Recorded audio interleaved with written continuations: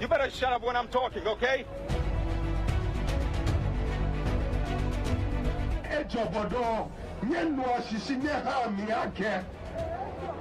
Domodesa, wanyen waya here, Africa pesacho. Distinguished ladies and gentlemen, I think I prefer the lady. I prefer the lady.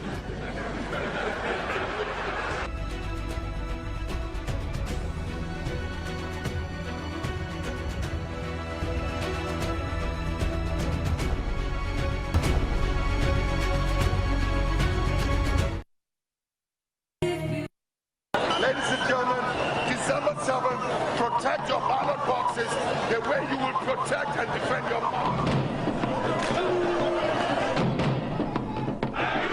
Freedom can sometimes come at a cost. Justice will come at a cost.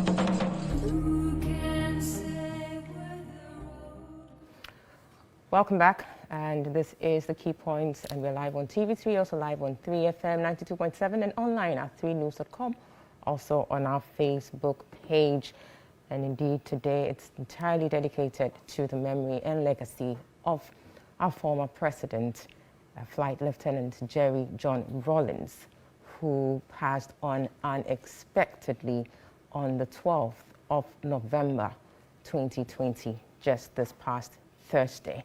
In studio with me to have this conversation, we have Mr. Kofi Adams. He's a former aide to the ex-president, Jerry John Rawlings, and currently an NDC parliamentary candidate, or the NDC parliamentary candidate for the Boem constituency. Good morning. It's good to have you here. And we are also going to be speaking to some other persons who were close associates or allies of the former president.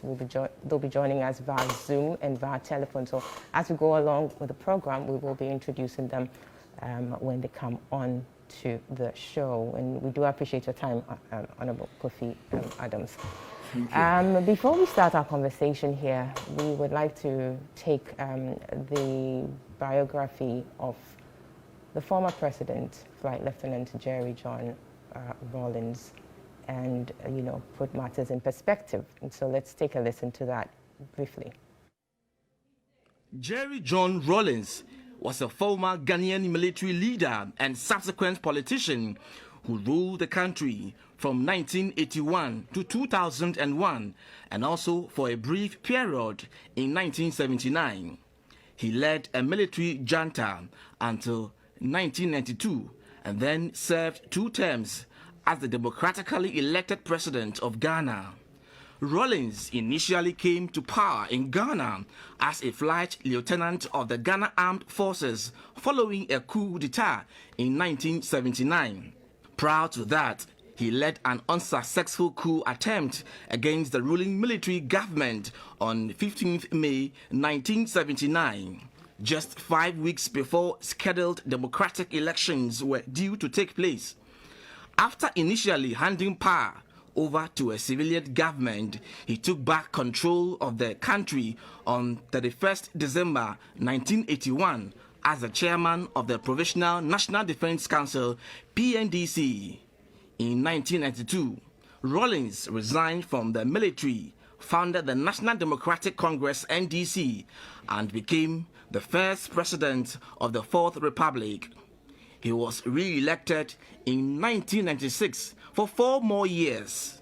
After 2 terms in office, the limit according to the Ghanaian constitution, Rawlings endorsed his vice president, John Atta Mills, as presidential candidate in 2000. Jerry John Rawlings was born in June 1947 in Accra, Ghana, to Victoria Agbotui and Eve from Jalikope Keta and James Ramsay John, a chemist from Castle Douglas in Scotland. James Ramsay John was married in England to someone else, and his descendants now live in Newcastle and London. Rawlings attended Achimota School and a military academy at Teshin. Rawlings is married to Nana Konedu Ajimai, who he met while at Achimota College. They have 3 daughters, Zenato Rawlings, Yasantoa Rawlings, Amina Rawlings, and 1 son, Kimafi Rawlings. Rawlings finished his secondary education at Achimota College in 1967. He joined the Ghana Air Force shortly afterwards. On his application, the military switched his surname John and his middle name Rawlings. In March 1968, he was posted to Takoradi in Ghana's western region to continue his studies. He graduated in January 1969 and was commissioned as a pilot officer, winning the coveted Speedbird Trophy as the best cadet in flying the Su-7 ground attack supersonic jet aircraft, as he was skilled in aerobatics. He earned the rank of flight lieutenant, and in April 1978, during his service with the Ghana Armed Forces, Rawlings perceived a deterioration in discipline and morale due to corruption in the Supreme Military Council, SMS. Rawlings established the Economic Recovery Program, ERP, suggested by the World Bank and the IMF in 1982 due to the poor state of the economy after 18 months of attempting to govern it through administrative controls and mass mobilization. The policies implemented caused a dramatic currency devaluation, the removal of price controls and social service subsidies that favored farmers over urban workers, and privatization of some state-owned enterprises and restraints on government spending.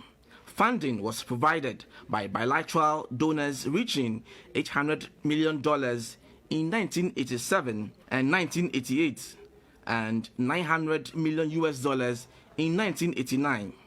Between 1992 and 96, Rawlings eased control over the judiciary and civil society, allowing a more independent Supreme Court and the publication of independent newspapers. Opposition parties operated outside of Parliament and held rallies and press conferences. May his soul rest in peace. Right, so that was the biography there of the late former president of our dear country, Flight Lieutenant Jerry John Rawlings. Let's also take a listen to what happened at the presidency when the family of the ex-president visited the president to formally inform him about the demise of the late Flight Lieutenant Jerry John Rawlings. That was on Friday, just yesterday. Let's take a look at that. A great tragedy has befallen us as a country and as a family.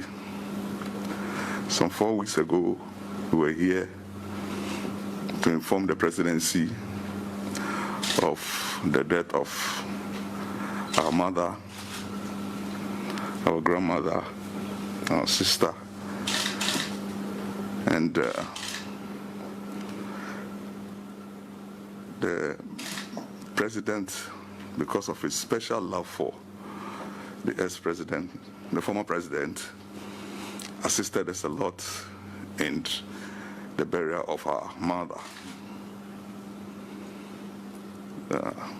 Just some few weeks or some few days after the burial, the former president, Jerry John Rawlings, fell sick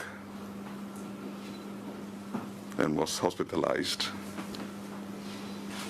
A lot of efforts were made. I know the president was in touch with his brother. Little did we know that former president will leave us. So we've come here formally to inform the president and the entire government that this is what has happened. It is true. Jerry John Rawlings is no more. I was given this information this morning when I arrived at the office. And I found it hard up to now to really incorporate, assimilate the information. There's a man of great vitality. dynamism and energy. It's very difficult to conceive of him as a dead body lying in a morgue. But then, I think one of the things that all of us have got to get used to is that the Almighty has His own plans for each one of us. And improbable as some things may be, nevertheless they happen. He and I had a tempestuous relationship going over many, many years. But I believe that we came to see value in each other. That's how I put it, by the end. Extremely disturbed and saddened by his passage. I know the feeling of family on such an occasion, but I think that you would understand if I say that on the death of such a man, precedence has to be given to the state of Ghana. So the Chief of Staff, their office, will be in touch with Colonel Abutri and the family, and Akonedo Ajima Rawlings, for us to agree on how we proceed. I think his contribution to this country's history is there for all to see. And at the end, if he's had to leave, I think a grateful nation should show its appreciation of him in the manner in which it organizes his send-off.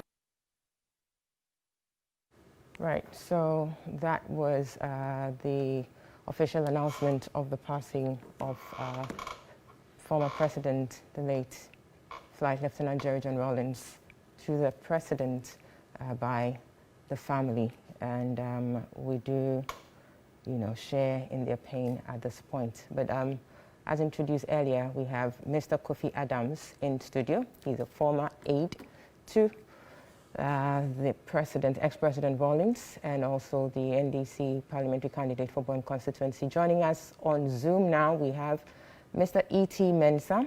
He's a former Minister of Youth and Sports under the late president. Good morning, gentlemen in studio and via Zoom. Good morning. Very well, great. These are very somber times indeed, and I believe for persons like you who were very close to the ex-president, you are in very, very difficult situations at this moment, and we cannot even begin to imagine how you are feeling. So our condolences to you as well. Let me start from you, Mr. Adams. How have you taken this news? It hit us on Thursday quite shockingly. I mean, literally everybody was shocked to hear this. And I would want to know, or we would want to know how you heard about this and how you've taken it up to this point. Good morning, and let me use this opportunity to also express my condolences to all of us. As a country, we've lost a great person who really, as the program rolls, we would begin to hear and say a number of things. And we are in a campaign period, and as you rightly said, I'm a candidate contesting an election in a constituency very far away from Accra, in the OT region. So I was on the field that morning and engaging with community. We've lined up a number of programs. So just as I finished my presentation to a gathering, one of my aides wrote something on a paper that was not even very clear for me, but all I could see was Rawlings. So I looked at it and then placed it down. So he winked at me again. And so I thought that it was something different than maybe what I had thought. already communicated, right? That I thought it was.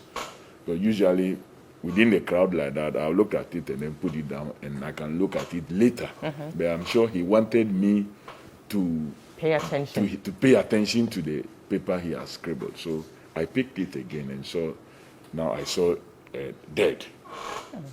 So I asked myself, how? So I said, no, this could be fake news. That was what I used to console myself in that moment.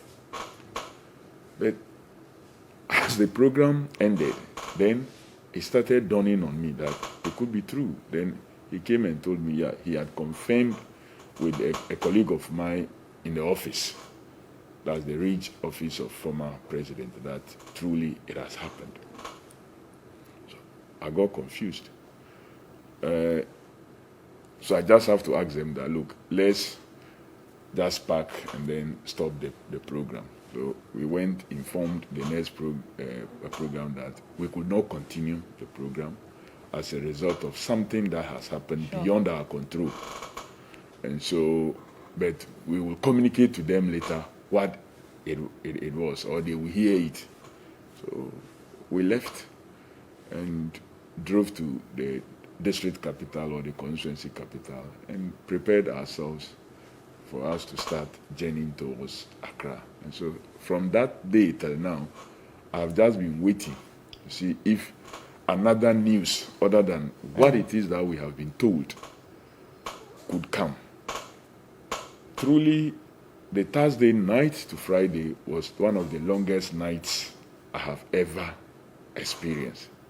It was like it was a 48-hour time. But I was just waiting that let day break and let another news come. Yes. That it is not the case. And that it is either fake or our boss went into a deep sleep. But as you wait for the news, what you keep hearing is the announcement and playing of dirges and what have you, that is gone. And I'm still shocked and in disbelief. I know. In disbelief. Yes, I've lost a couple of persons. I've lost my dad. My dad passed on in front of me. I've lost my mom. But this has really dealt a heavy blow on me. And some will know why. Some may not know. But the two of us know why. You know why. And I'm sure in the course of the program we'll come to that understanding one way or the other. Let's go over to Zoom where we have Honorable Etimens. Honorable, can you hear me? Yes, I can hear you. Very well. We do appreciate your time, and it's been a while. You look well. Yeah, Great. great. Sure. Now, something very, very devastating that has happened this week. Obviously, a very shocking announcement. That's the passing of the late president, former president. Indeed, we do know that you worked closely with him for indeed a long period of time. So you would really, really know him.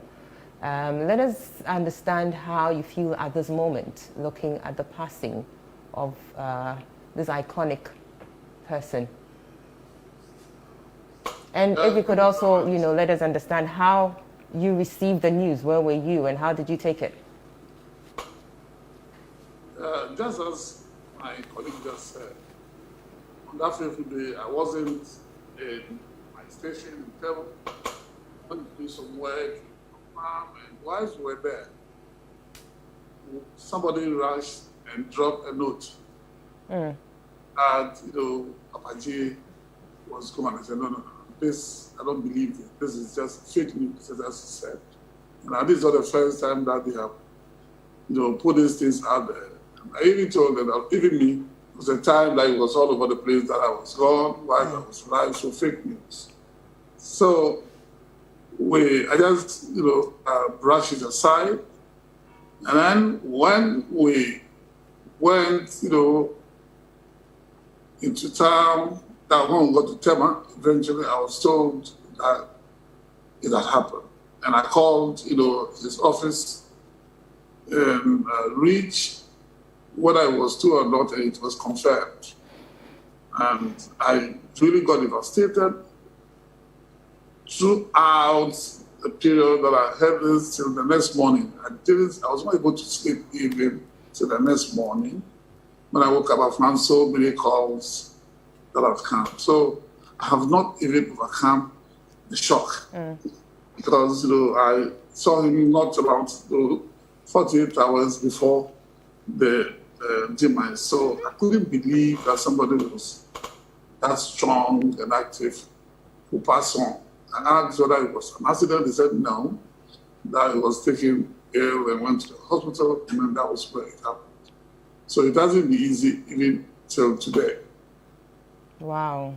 That's quite, a sad one there. But Mr. Adams, when last did you see him? The last time we had a physical seat engagement would be about, I think, 19th or 20th of October. Okay.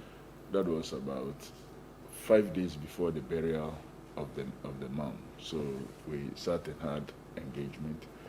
Of course, we saw each other during the burial, but I would not consider that as an engagement. Right. We were supposed to meet on Friday, last week, not this Friday. Okay. I was supposed to visit him with somebody.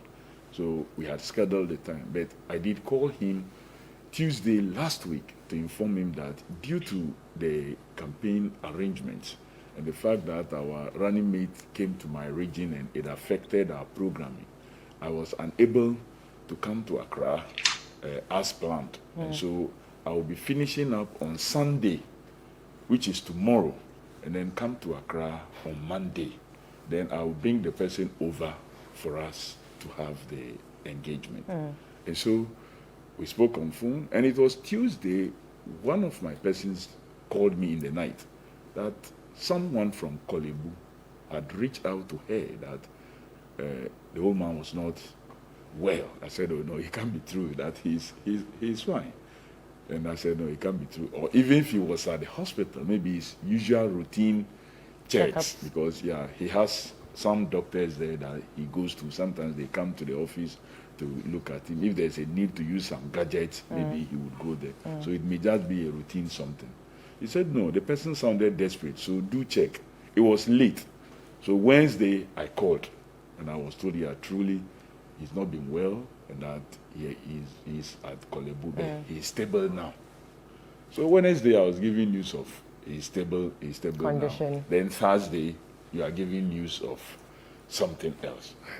No, it's very devastating. Yeah. Very, very devastating, yes. Indeed, like I said earlier, you have been close with him, for so long, both you and Honorable E.T. Mensah. So would want to know, tell us, some of your fondest memories about him. And let me go to you, Honorable E.T. Mensah, if you can hear me. What would be, great, what would be your fondest memory, working with him and, having him as your friend and all those closeness you had with him? What are some, if you could tell us, a few of them, maybe some you could share with us 2 or 3 fondest memories you have of Flight Lieutenant General John Rawlings. We knew him from a distance, so let us know the person he was, as a friend, as a boss, and also how you came to meet him. Would want to know all of that. Oh, okay. Yes, I first met him on Legon campus at the residence of Mr. Chachikata. That was when I first met him. That was in 1978, thereabout. And ever since, we then, with Chachu, Kusibuche, Kila Pasoya, and others, we had a movement on the campus called the New Democratic Movement. And we used to have weekly meetings and discussions. Once in a while, he stopped by, and so that we got very close. And then later on, we used to have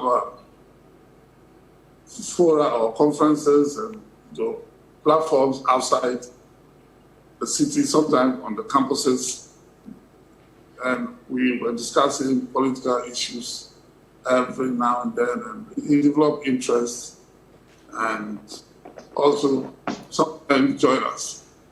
We used to go out to the regions, and so he got interested. And before the trial, Chachu was one of the lawyers, so we developed interest and also move along to those places. So it's that was how I got to know him. So you said that was 78. So that was obviously before he, came onto the political scene with the May 15th insurrection, right? Exactly. And the late Mr. Arthur was also part of that movement. I first got to know him and developed interest in all the programs that we were having there. Right. Now that's quite an interesting one because back then, obviously, a military person in the midst of, you civilians, what kind of conversations were you having? Let us know. What kind of conversations were you having and what were his ideas? What were his aspirations and the likes? The New Democratic Movement, so it was Marxist-Leninist sort of programs that we used to go through and learn quite a number of things about politics. And he wasn't quite frequent. He ran in us every now and then, but those were out there. Sometimes we had meetings in Mr. Arthur's flat, sometimes Chachu's flat, or Akira's flat. We had a newspaper that we called Direction. And it was edited by Professor Akira Kasoya.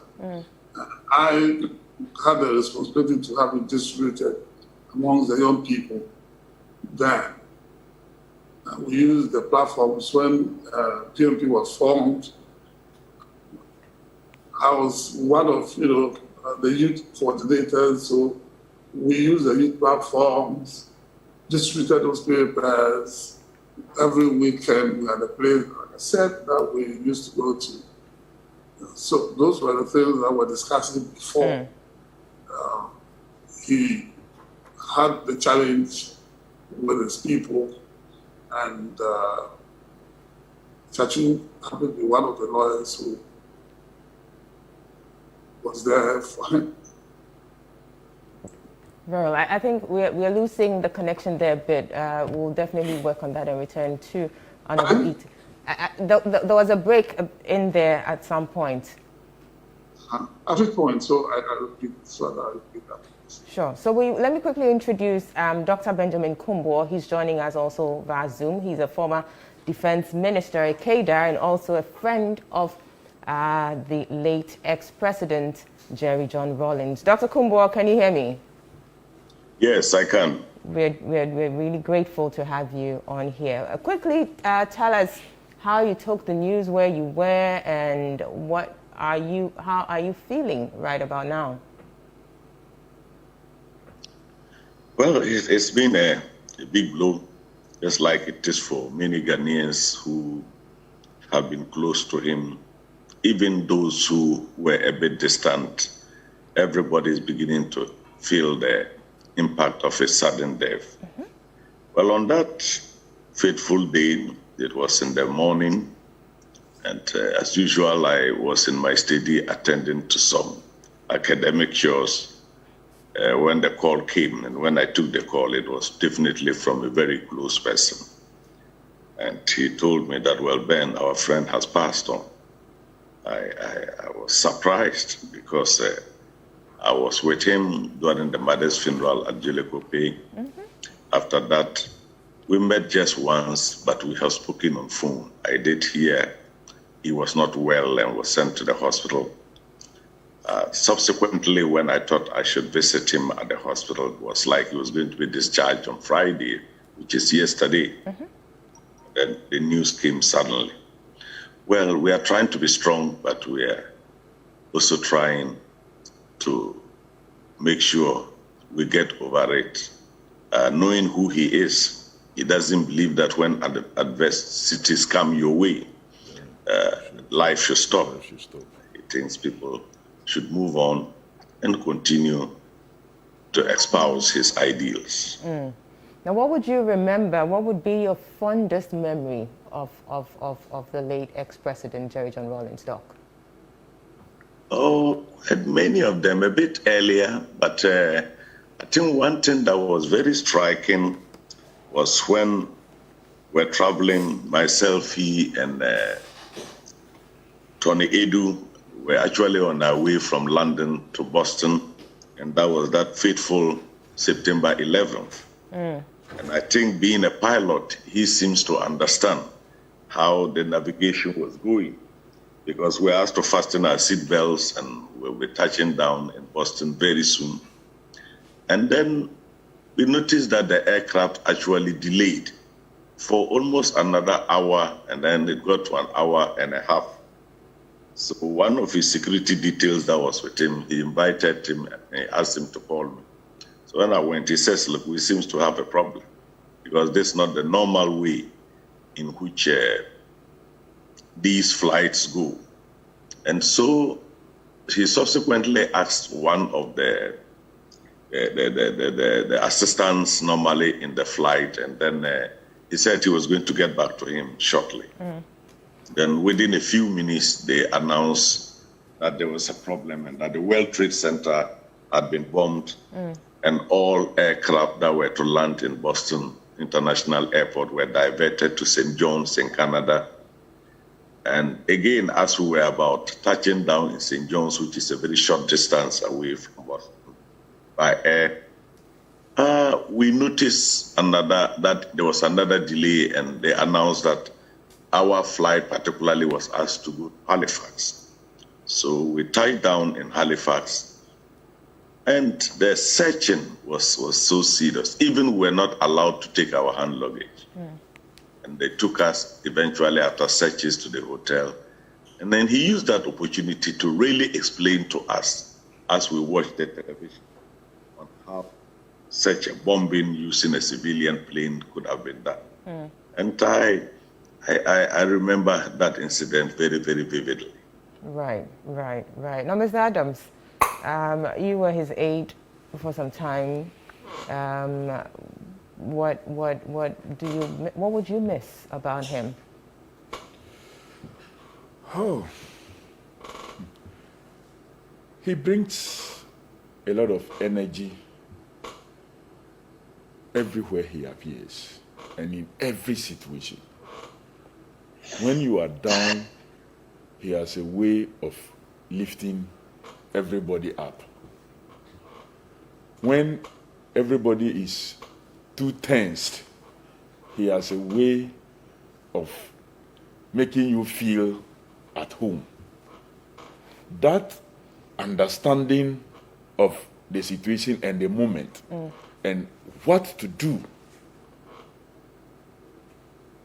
to make the environment a bit more easier for everybody and to feel comfortable is one thing that we will all be missing, because late dead people can't do any such thing physically anymore. He has a way of getting everybody's attention, even in a very difficult environment, when all others will be struggling to get attention. When it gets to his time, or when he arrives, he draws a lot of attention, and you get things going. And I worked with him in a very difficult period. Exactly. I was going to go to that, and how that, how you fared, that relationship. A very difficult period. And he he understood the period we found ourselves, and so he knew the challenges of the time, and so he knew we needed to be ahead of the challenges, and so we regularly have to engage. And he saw it as an opportunity to also open up and take me into a lot of decision-making processes, events I had no opportunity to be around, like things that happened even sometimes before I was birthed. He took me to his school days and some of the things that he did and why he did what he did. And if he got a chance again, he will do it that same way. Those that if he got the chance, he will do it another way. And then he will tell you how you should do it in case it happens. He took me through every details. And so it got to a point when I speak to the public, it was more as if I was present when those incidents were happening. It is because the architect himself had taken me through the processes. He thought somebody needed to know.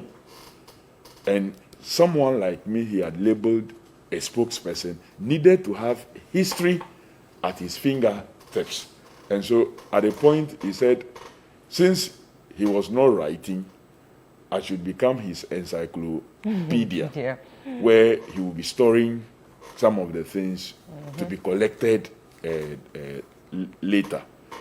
And we had, in 2008, when we were campaigning for the elections, I will not bore people with the general one. There was a need to go for the time round of elections. After the second round, it was still difficult to pronounce the winner because the votes, the total votes in time, if it should go to any of the candidates, could change the elections. Even though late President Mills was leading in the runoff, if candidate Akufo-Addo was to get all the votes in time, it means that he would overtake Professor Mills. So it was difficult to declare the elections without voting in time. Sure. There was a Nigerian delegation that was sent by the Nigerian president. So they engaged with President Kufuor, engaged with Dr. Afarijan, engaged with him also as a former president. And so there we got a win that the election would not be called until the time elections was done. So quickly, he said, we must mobilize and leave. So he asked, I called General Nunu Mensah, I called Vice Admiral Usu Ansah, the late, and one or two other security guys amongst us. So quickly we mobilized and left. We got to Techiman when I got a call from Honorable Mahama Ayariga, then spokesperson for our flag bearer, that it's been declared that we have to go to time. And so we needed to get ready for the movement, if I could inform the old man. I said, we are already in Techima. So he asked, why? Did you go with helicopter? So I asked him, is a helicopter part of our campaign logistics? We went by road. But that is vintage President Rawlings. Sure. Always ahead of the challenge. Always ahead of the challenge. So before the governing party could plan to even move in, he had already arrived and set things in motion. Right. When we finished, there was an attack in Kumasi where Ambassador Oinia Jekum and all others were involved.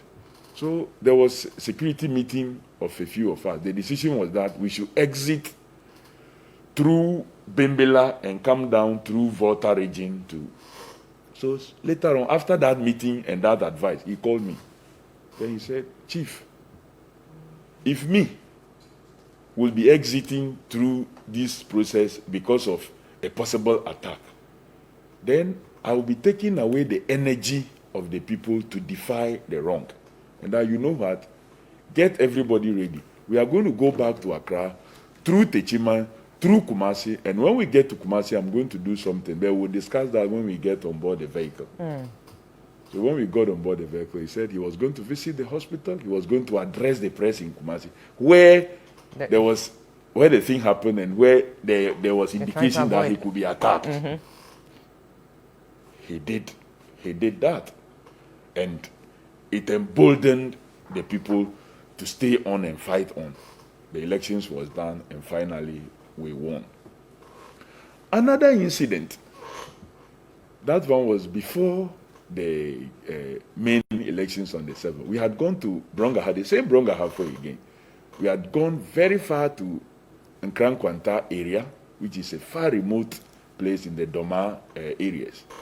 So we were on our way back. There was also another information that there's a team looking for us.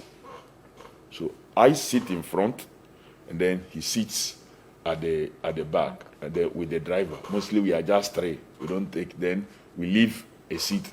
When sometimes we need to get somebody on, then we use that. So as we drove and coming, we saw a taxi at the toll gate at Fiapre area. A taxi was damaged and had parked, blocking cars from continuing. What came into my mind was that it could be a setup for the attack to happen. So our thinking was to move through the other side and speed off. Jerry Rawlings said no. He asked his car to stop. Then he asked me to move to the back.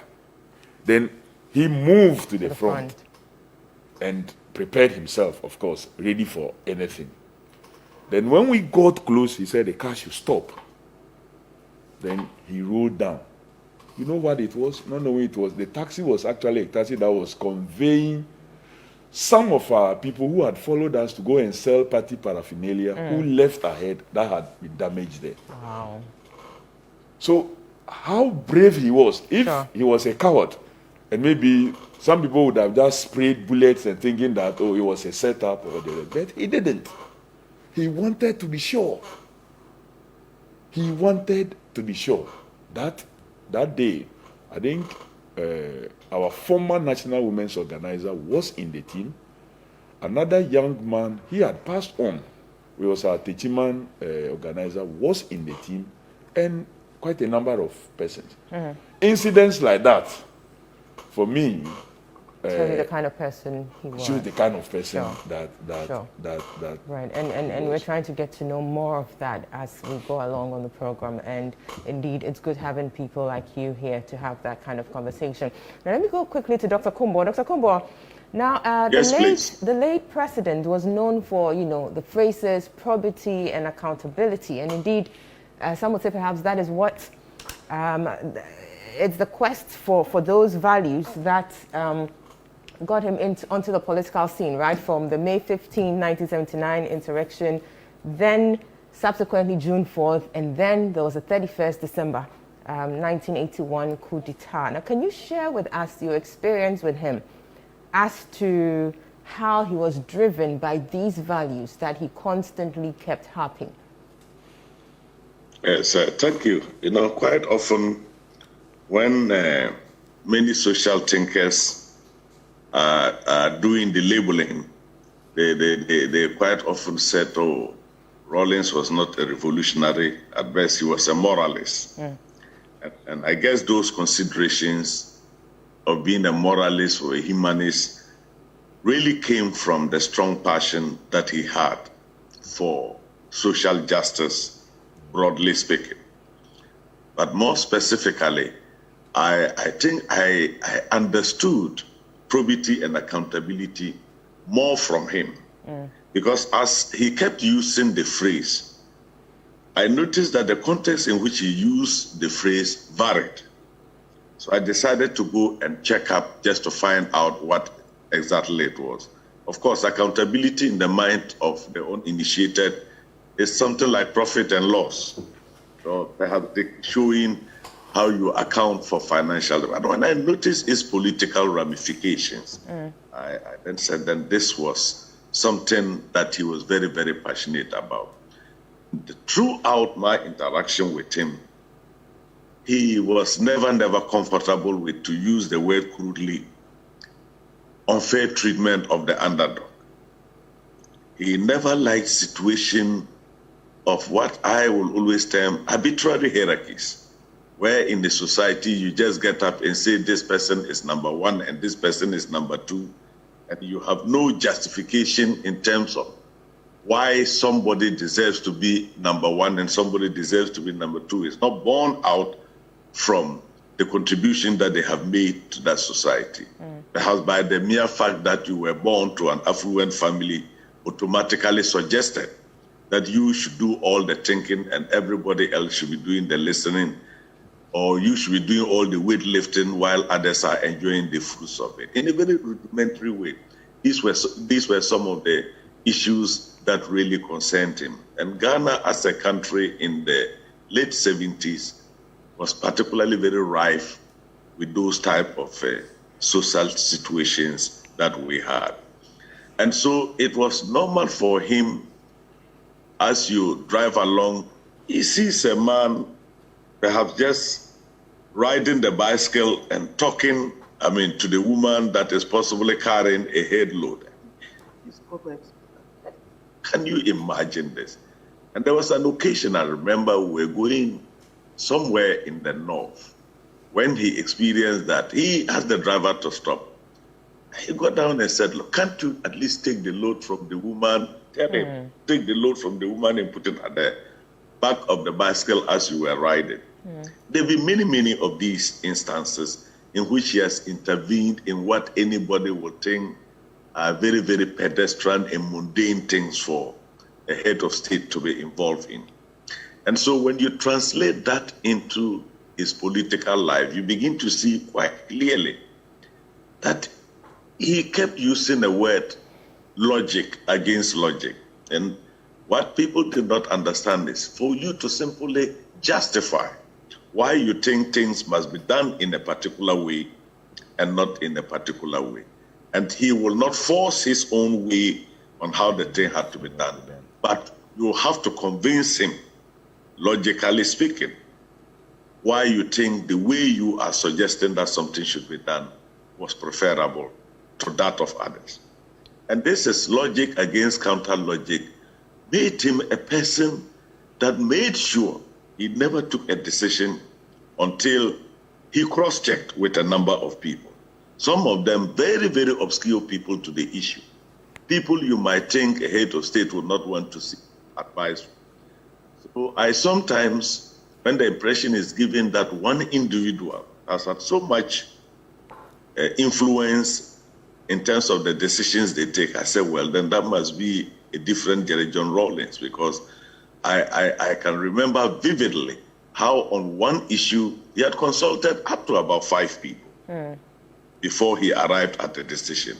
And when you put it in the context, in his context of social justice, you see clearly where the consultative and participatory processes began. So that was why decentralization became one of the policies that he was so passionate about. Right. The fact that decentralization was to involve participation of local people in decision-making process with the objective of actually empowering them was in sync with the revolutionary ideas at the time of probity and accountability, where the ordinary man must take part either to DCs or PDCs in decisions that affect them.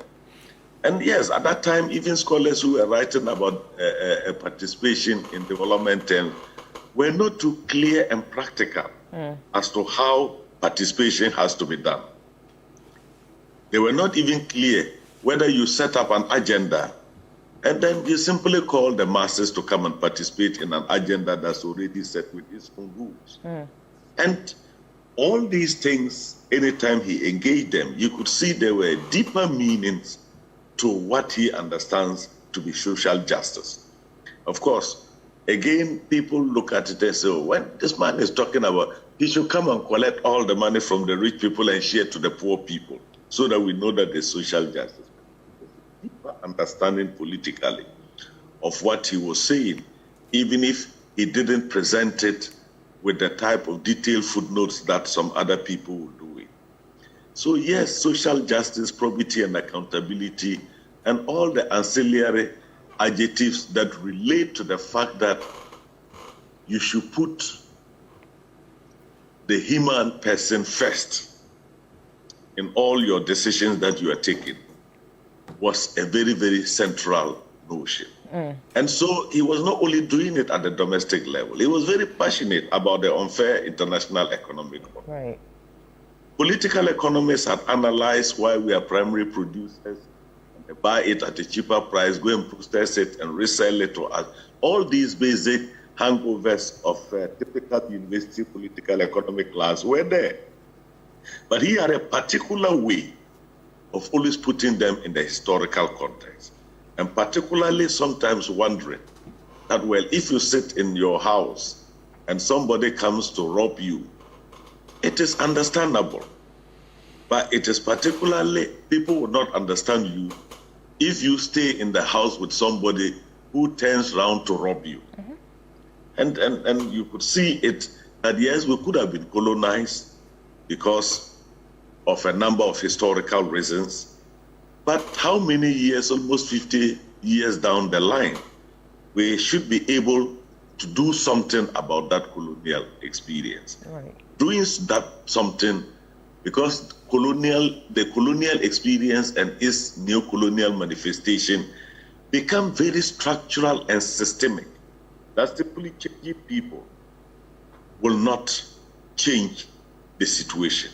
You needed to go down to very, very fundamental structures of the society and the systems that actually support the type of behavior that we witness, which we believe did not lead to social justice. So that period of learning is a very, very significant period that today, when we look back at it, you get surprised. I remember during those days of the PNDC, hardly any month passed without a coup attempt. I knew about the oldest person at that time would have been about 45 years, who today we all look at as a young person, relatively. But the motivation for people to come out and defend the revolution and possibly die for it, and indeed some people did die for it, really meant that there was a message of the leader and a practice of that message by the leader that was able to enlist the support of so many people.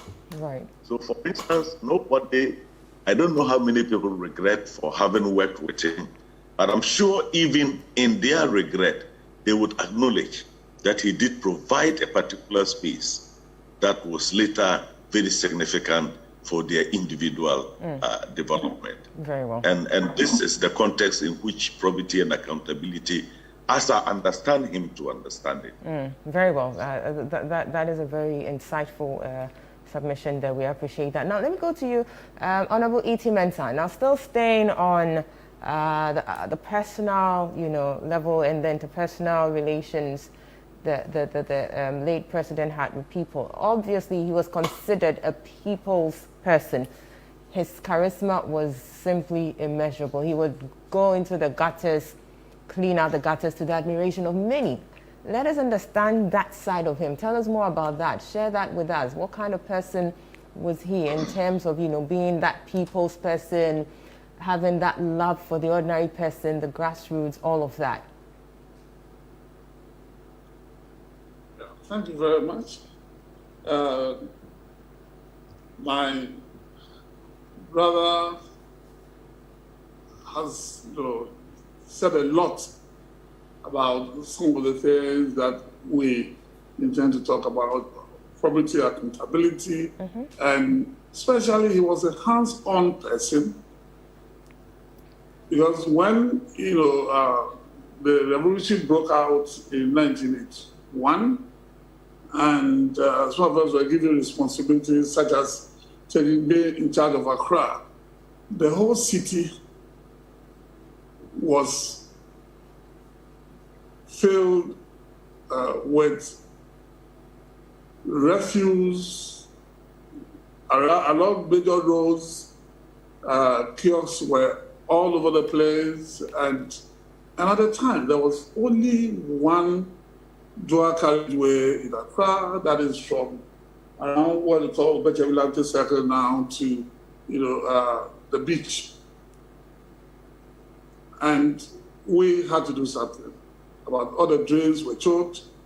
As soon as there was the least rain, Accra was flooded.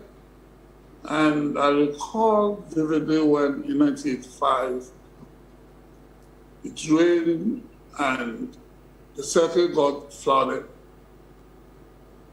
He came in himself, but we were asked to go to the circle around and see what could be done as the city authorities. He came in with some soldiers, and they had to put a boat on, the drain, which to people who were getting drowned and so on and so on. He was there. He had his hands on. That is the man that we're talking about. And anytime he got to Sakwe, he found a lot of people to energize to go and do something. You recall the Nima drains, when we were clearing the Nima drains, he was around. And when Bankola was rebuilt, we gave ourselves a certain target that was going to finish around a certain time. So we were working till 4 a.m. every day. The staff, and they were paid for what they were doing. And you'll be there and he will appear. Sometimes in the company of late P.V. Obey, and they'll be around, encourage the workers to, work, because we're working for Ghana. Accra was also filled with 958 mounds of refuse. And the collection was done in the night as well. And whenever these things were going on, he stepped out and also came to encourage us. There were many times where he flew over Accra and found certain areas that needed to be, tackled. He would call me and pick me also in the helicopter to go and see what he had seen. And that showed us and gave us the way to how, to deal with these things. Some of the things, if we want to talk about the fond memories, there are too many. I recall that, in 1992 elections, when we went round as part of the national campaign team, we went with him, and quite often when we were going, he will even decide to drive himself. We went round the north, and later we were told that when we got down to Accra, we had information that we skipped Wale Wale, and the people waited and wanted to see the old man. So he said for me that, Chairman, we have to go back to the north. In addition to the north, Obuasi were also waiting. And we were told that those were the places that they wanted just to see the old man. If they don't see him, it might work against us. So we went and stopped in Wa. We left the aircraft there and went by road to various places where they wanted to see us. When we got back to Wa, the aircraft had some technical problems and we were all worried. He himself got involved with the technical people who came there, and they fixed the problem.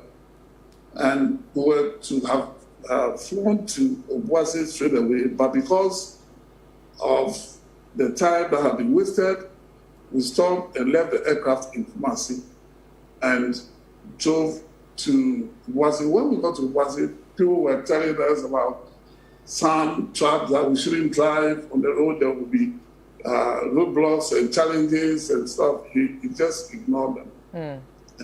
He himself took the vehicle and we drove to Obuasi. When we got there about 11, 12, midnight, the people were still waiting. So we finished that rally around 4 o'clock.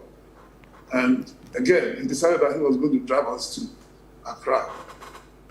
Those of us in the vehicle, everybody felt as they were fully, asleep.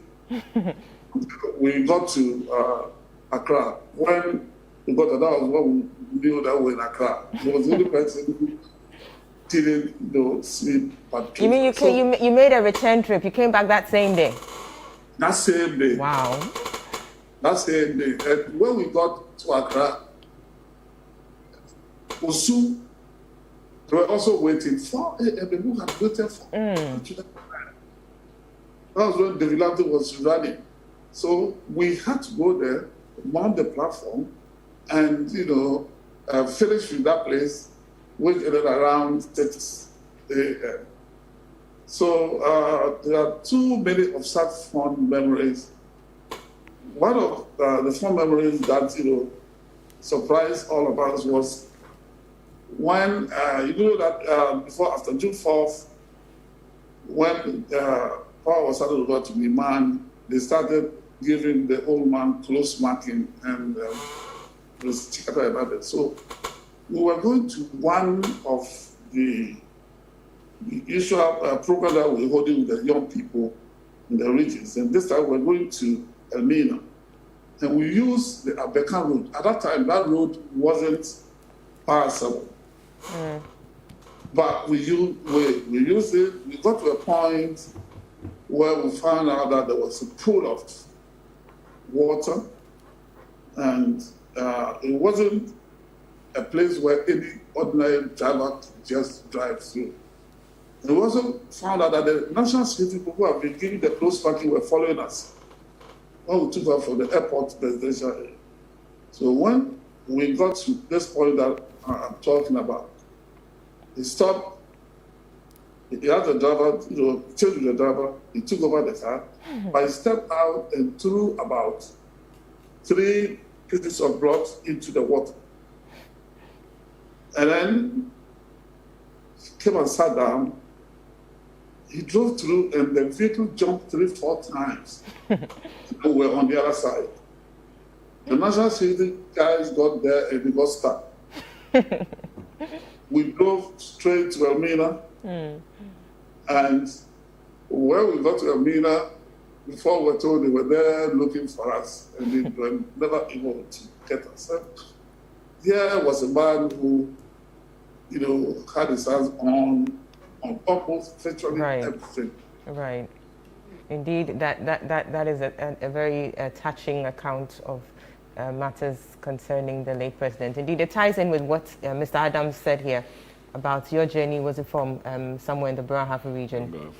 Yes, right. Indeed, that a lot of things to share. Now, I'll come back to you, Mr. Adams, because you would have to be leaving us at some point quite early here. So, tell us who have we missed by this death? Oh, wow. I would say we have mixed an institution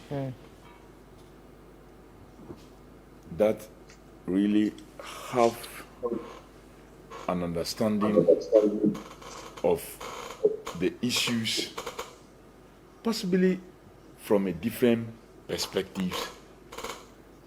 And we have mixed somebody who will speak for the majority voiceless, even if it affected him. Many persons, sometimes before they get out to speak, will ask, okay, if I go and say this, how will I look? How will the world, should I be the one saying it? No, I don't have to say it. But if you don't say it, it means that the suffering continues. So, our former president was that one person who puts the concerns of the people who cannot speak ahead of himself. And so that is why anytime he spoke on a subject matter, you may get some negative reaction and comments from persons who felt that he's speaking in a way either has exposed them or has affected them. But you equally get majority voiceless ones who are happy.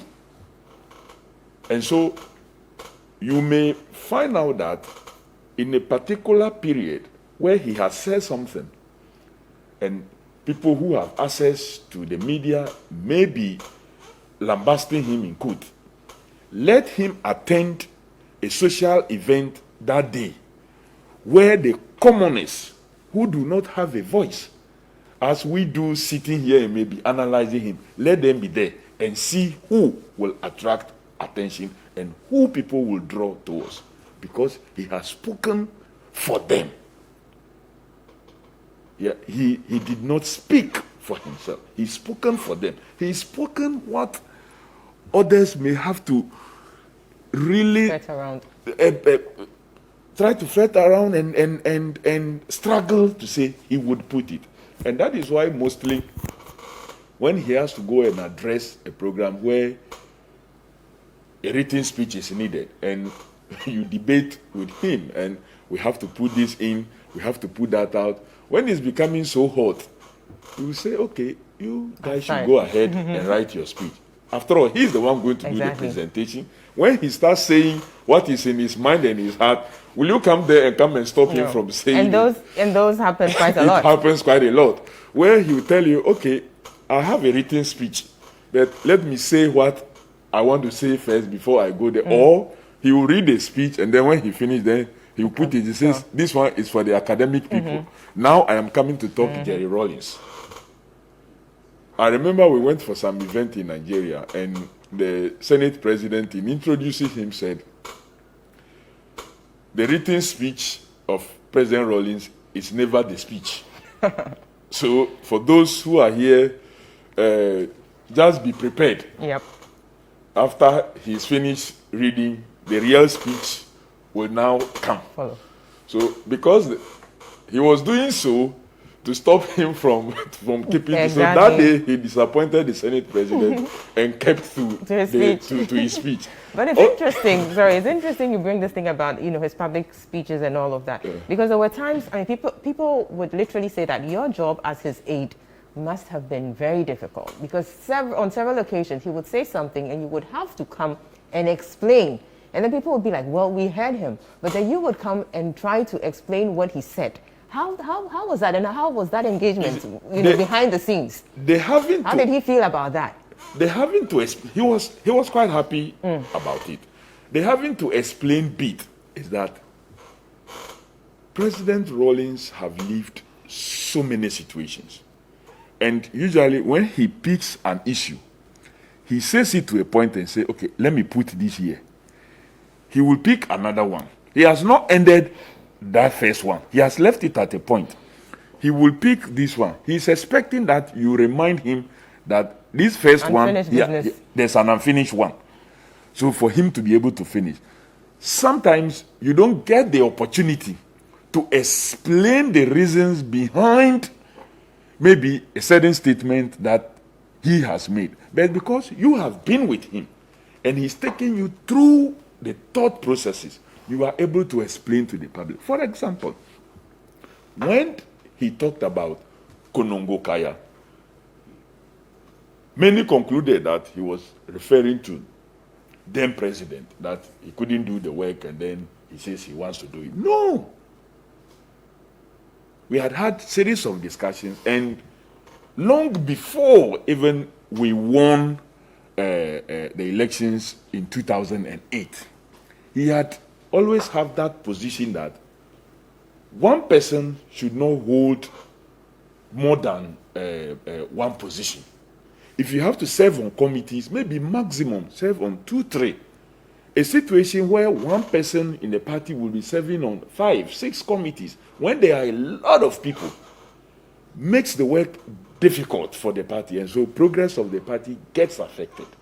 So he was actually in that statement, referring to that situation, the Atamochiriman story, I'll tell you why he made that analogy that day and told that story. First,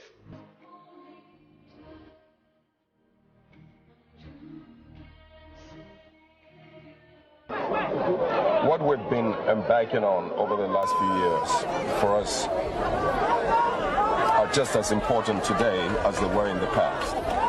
And we will be pursuing the same policies. And I can only hope that those who are opposed to us will wake up to the reality that, look, I mean, we have good intentions for this country, and they've always been welcome, and they will always be welcome to join in the development of the nation.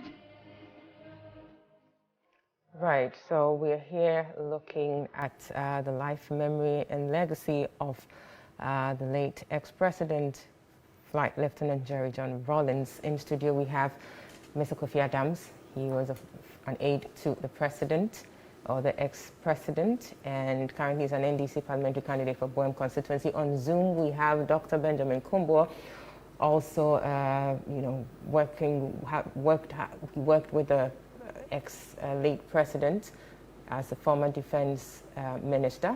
And also we have Honorable E.T. Mensah, former Minister of Youth and Sports, also worked with the late president, and we are trying to get to know him better even as he is gone. I'll take a few messages that have come through. This one is coming in from Ablade Nefio Kumazongo Takrade. He says, a national hero must be honored. Let's put our political differences aside for once and come together as one and bid Papa J farewell. I like Papa J for a number of reasons. He's just, straightforward, bold, strong-minded, an action man. He has charisma, integrity. He's a hard worker, etc. Papa J, Ghanaians will always remember you. My man, rest in peace. This one coming in from Osman in Tamale says, good morning, Abna. A hero has fallen and Mother Ghana is in tears, but God Almighty knows best. My condolences to the former First Lady and the family and Ghana as a whole. Rest in peace, Papa J. Bolanyo in Akwetia says, I can't come to terms with the death of the former president. Papa J, may you peacefully rest well. Your legacy will be testified to the next generations yet to come. And says, you served Ghana, your motherland, selflessly and wholeheartedly. We are so grateful for your generous service you rendered to the country. That's adieu, Papa J, he says. Aziz Dongla in Wa says, God is truth. J.J. Rawlings walked this earth in truth. Therefore, J.J. Rawlings walked with God, and the Lord sheds his glory on the path of those who walk with him. I am consoled. Thank you for the lessons. Thank you for the truth. How poor, heartbroken, and empty we have become. I dreamt of you, I met you, and I will always remember you. Journey on, sir. And this is by Aziz Donla. This one also coming through says, good morning. My condolences to the former president's family and the entire NDC fraternity. Ghana indeed has lost a hero and an institution. I think we can pull the brakes on the messages now. We'll be touching base with them to read some more, but please do keep sending them through. So I come back to my panelists in studio and on Zoom. Quickly to Honorable E.T. Mensah. You've heard the accounts of Mr. Kofi Adams. Sorry, I think I'll go to Dr. Benjamin Kumbo and then I come to you, Honorable. Dr. Benjamin Kumbo, you've heard the accounts, accounts by Mr. Kofi Adams here, in respect of, those moments where the character of the man we are celebrating today really came through and stood out strongly. We're trying to understand, how his leadership from 1981 to 2001 impacted our governance and our, democratic trajectory as a whole. What would you say would be the outstanding contribution of J.J. Rawlings in that regard? Yes, I have always maintained that he's made quite a lot of significant contributions in so many areas. But I always take two in terms of the level of infrastructural development. For those who were grown up enough in the late 70s, mid-70s and late 70s and 80s, you would see that between 1981 till we turned into constitutional rule and continued, Ghana witnessed a massive infrastructural interventions under his leadership. And I would always say this, that but for Rawlings' passion and his commitment to social justice and equitable distribution of national resources, I do not think today the national grid could have sent electricity to the north. I never believed that in my lifetime it will happen. All sorts of theories were being propounded. People even foresaw Akosombo drying up because they believed that the temperatures in the north were so high that it will just literally evaporate all the water from Akosombo down. I mean, people had these ideas. I remember one of the reasons he gave for sending electricity up north was, he says, look, if nobody else understands, Ben, your uncles taught me how to fly. And they went to secondary school in Tamale. They used lanterns to read. And they later taught me, who went to Achimota, how to fly a plane. Can you imagine if electricity had reached these communities? By now, those people and people similarly situated would have also been in the moon by now, like the Americans and the Russians. So he had this passion for making sure that modern utilities like electricity had a knock-on effect on the social and economic environment. And that was how that electricity ended up in the north. And you can see since electricity got into the north, many more of the social interventions that they put in place in terms of education and health, the synergy between electricity and those interventions made sense. That's at the level of social infrastructure. But more significantly, at the political level, you can see the phases through which we move from the PNDC, difficult, hardcore days, a period of moderation, a period of transition, in which a revolutionary situation and form of governance was able to produce a constitutional democracy that has been sustained for 27 years. Ghana's 1992 constitution and the processes that led to it is about 27 years today and still counting. A question most political scientists and even jurists should be asking themselves, what is so unique about Ghana's 1992 constitution that it has survived 27 years and other constitutions that people still hail today as the constitutions that introduced democracy into the country didn't even survive beyond 1 or 2 years? And the reason is simple. The 1992 constitution is an organic constitution that was politically well negotiated. And there was a buy-in from the Ghanaian population. And everybody was clear in his mind this constitution was supposed to achieve social justice. That's why the preamble to the constitution talks about probity and accountability. And when you have your population that sees the constitution as their own, and you call on them to defend it, they would. And I believe that is why that constitution has survived.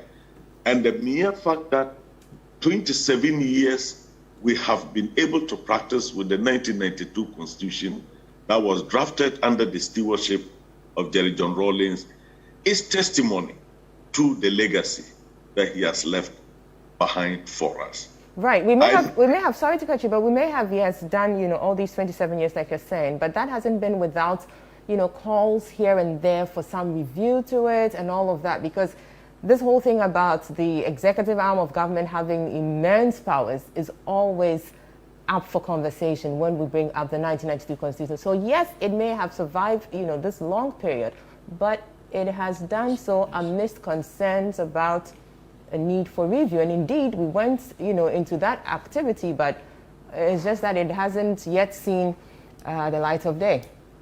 Yeah, my sister, let me tell you something. You see, people confuse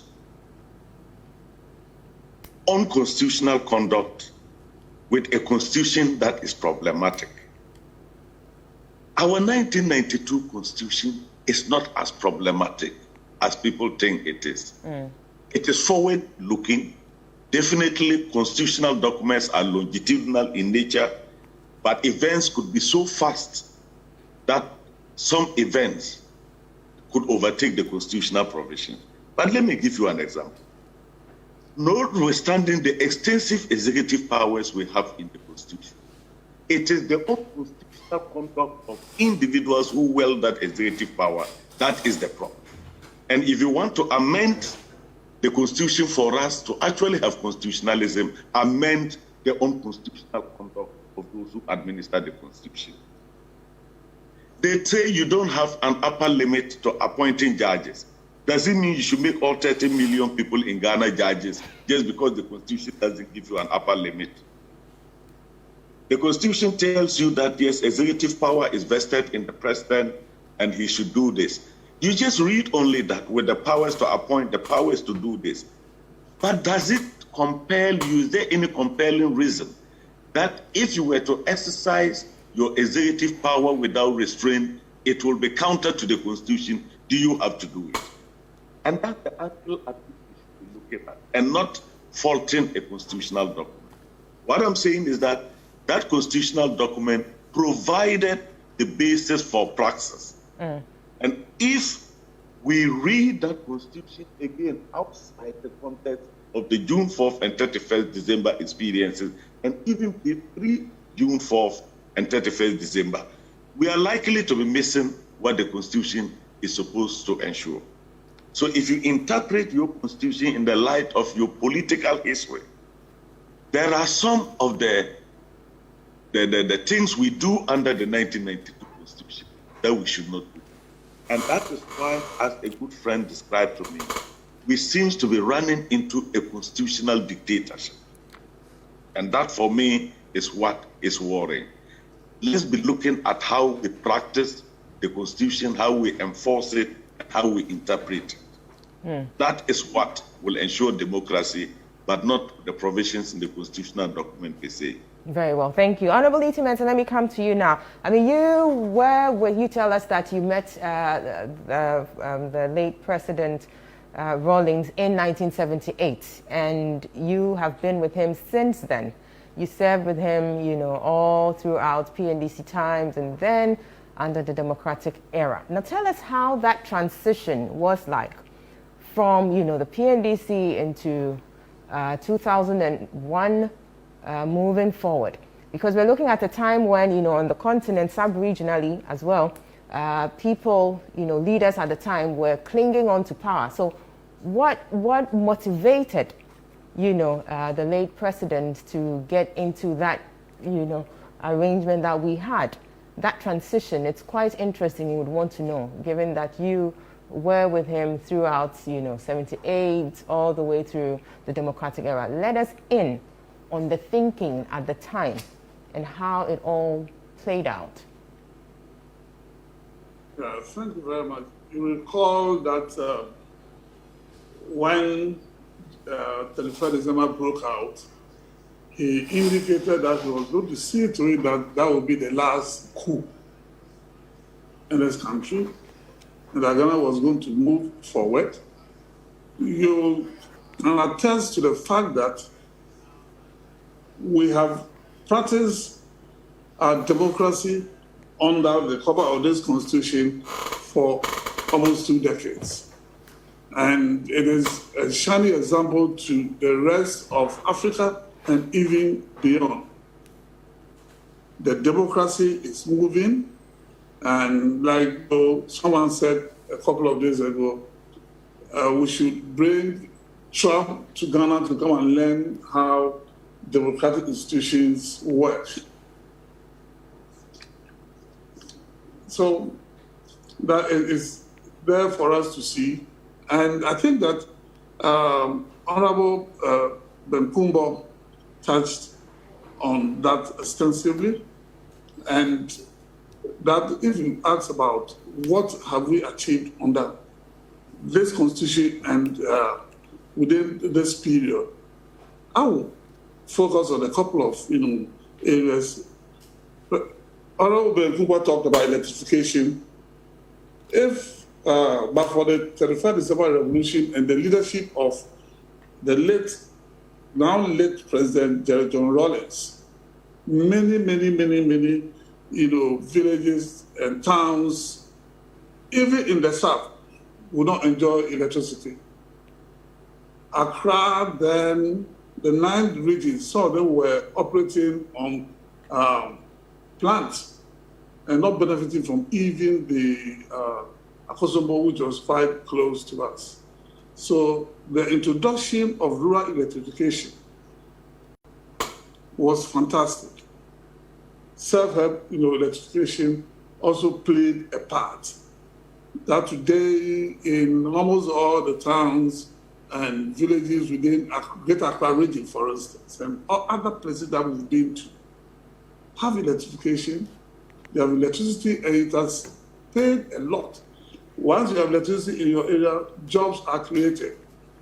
Hairdressers will have access to electricity.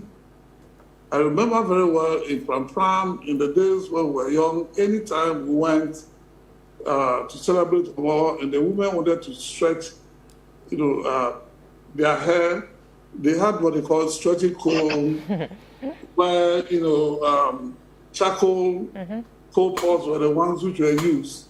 Today, you go there and there's electricity in every village within the areas that I'm talking about. And the women have learned the trade. They are able to buy hairdressing equipment to ply their trade. Through the electrification, many things have happened. Jobs have been created. The town, which used to be a ghost town at Akumowo, in almost all the areas, are now very vibrant and growing. Electrification. The electrification is something that has helped this nation. And then since I was in charge of Accra for 10 years, I'll tell you, when we were given the chance to go and run the city of Accra, and I picked the 1958 plan for Accra and looked at what was happening in the city of Accra. I was appalled. There were only 2 traffic lights in Accra. Where you call the first light and UTC, the former UTC traffic light. Good morning, you're welcome. You'll be surprised that, like I said earlier on, Accra had only 1 dual carriage. Where were the roads in Accra then? The city was in a mess, engulfed by, mounds of refuse all over the place. It's the best time for me to... Something had to be done. And that something was done under the watch and direction of the late President John Rawlings. Look at the airport then. Airport then was, in a mess, and Atakwame markets were dotted all over the place. We had to move and deal with this situation. Kiosks were all over the place, and the Accra District Rehabilitation Project, which was signed, a program which was signed by President Rawlings, that the support from the World Bank, was what we used to turn Accra around. Accra that you see today is what it is because, like I said from the beginning, the old man was interested in what was happening. building markets. You found him in the Nima drains and all. These were programs that were rolled out, and we have a book on the waste management program. Today, you have the privatization was done in 1985. I launched it at the then Ambassador Hotel. That was where it was launched. Now you have the Zoom Lions and various private companies which have been brought into the waste management sector. The work that we did in Accra created all the places where, after we had succeeded, it was extended to Segendi, Takrady, and then to Kumasi and other parts of the country, the metropolis all over the country. So that period was a period of rare progress. And very soon, we'll launch a book on this situation, the Accra situation, and then the situation across the country, where we talk about the state of Ghana from 1981 to 1991. We've come a long way, and what hurts me, the reason I broke down for a couple of days when I heard this news, was we have finished with the program, and then the forward, we wanted the president, then former president, to sign the forward. And we are planning to see him today, as we're speaking now, to have a look at it. We're looking for him to go through, and so on and so forth. So this period under the PNDC, the pledge that he made, the vow that he put out there has manifested. Our democracy is strong, it's working, and to the extent that many other advanced countries cannot even think about that. And then some of the interesting things that happened when we were, I'll come to youth and sports, but the interesting thing that when we started fixing Accra, you can see the airport city, for instance. It's a product of the project that we did. I remember very well one day we were returning from a meeting in Washington with Professor Kusibuchi, and when we were landing and we saw the state of the Accra airport, to the extent that the only high-rise building, we say the only high-rise building in this country was the Job 600, where it has been converted into a Parliament House. And then we talked about it. I said, but something has to be done. And they said, we'll do something about it. I said, you were the finance minister, and national security is under you. So you can get them, the state, get them to do something about it. And it started. The street, Social Security National Insurance Trust was the first building. The second building, which came after was the Snake Towers. And then it was decided that we needed to do something about high-rise. So Airport City was one of the areas where, at that time, the whole place was a farm. And we, in Accra, cleared the place, and then the committee which was put in place programmed it. Like it's done everywhere. If you wanted a piece of land there, you were told the kind of property that you had to develop there. And all these things and many more, I can go on and on and on, happened in Accra. Then we are talking about youth and sports. Honorable Intimates, about the youth and sports, yes, I would want us to hold on to that. We'll definitely come back to that because I do know that that is an area that has a lot to be told. We'll definitely come to that. But let me move into the studio and announce quickly that we've also been joined by Alhaji Hudu Yaya. He is a lawyer and a leading member of the NDC and also a cadre.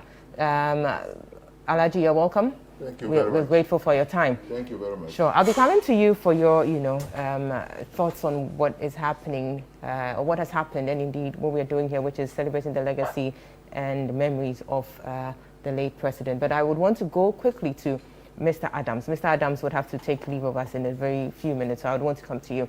Now, you worked with him closely, and usually when we have institutions, as you said, like the late presidents, what we would hope would be that they would have documented their experience and, things concerning how they, governed the state and all of that, public service life and all of that. Can you tell us whether or not there was something like that in the works? Any memoirs being prepared?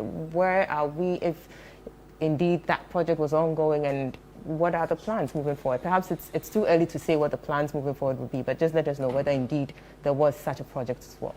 You are right. Plans moving forward will be too early. But Sure. seriously, he has been working on that. The challenge had been that knowing the misunderstanding, how people have mainly misunderstood him, he didn't like the idea of writing anything like in volumes, maybe volume 1, and then later bring 2, 3. He wanted one thing that you read and get everything in there. So it's taken us quite a long time to be putting all these material together. Somewhere last year, we kind of got him convinced to agree that, look, let's do these things in volumes.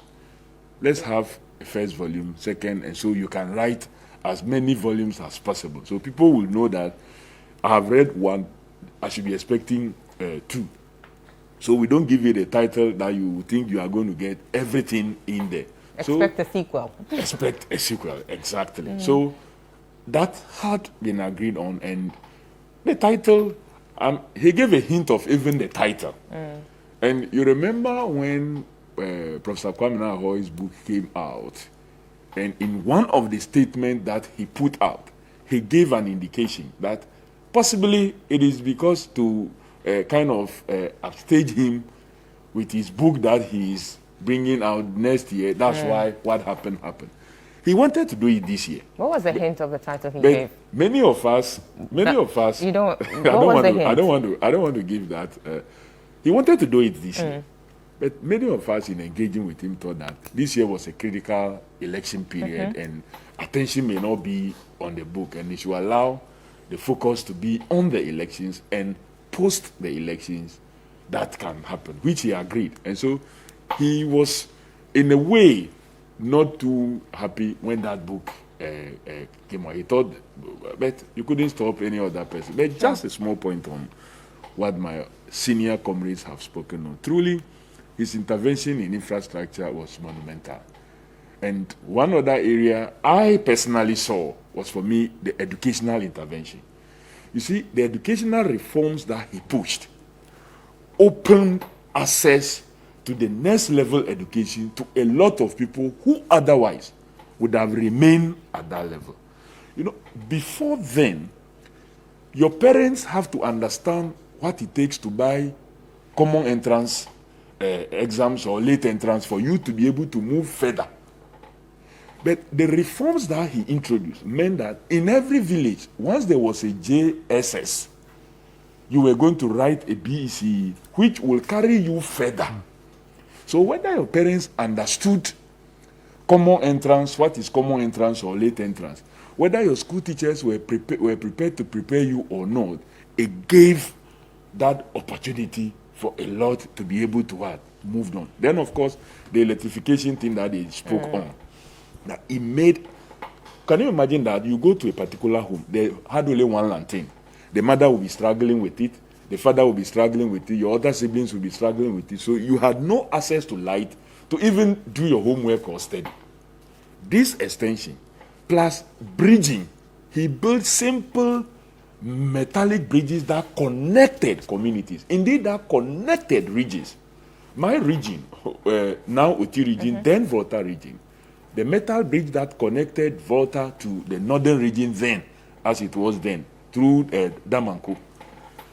So he allowed networking for people to easily move move goods and services, and so on and so forth. So, for President Rawlings, this country, the world, have lost someone who brought energy, who could, in an atmosphere that people would not want to meet, he would bring them to meet. I told you, Somalia was one example. It was so difficult bringing people together, even bringing them together and bringing women on board at the meetings. But he did it. He succeeded to a large extent. Right. Now, in wrapping up, before you take leave of us, what is that one single thing you would never forget about the late president? You've said a lot of things, but what is that one single thing? That one thing. One thing I would never forget about him is that the empathy part of Jerry Rawlings.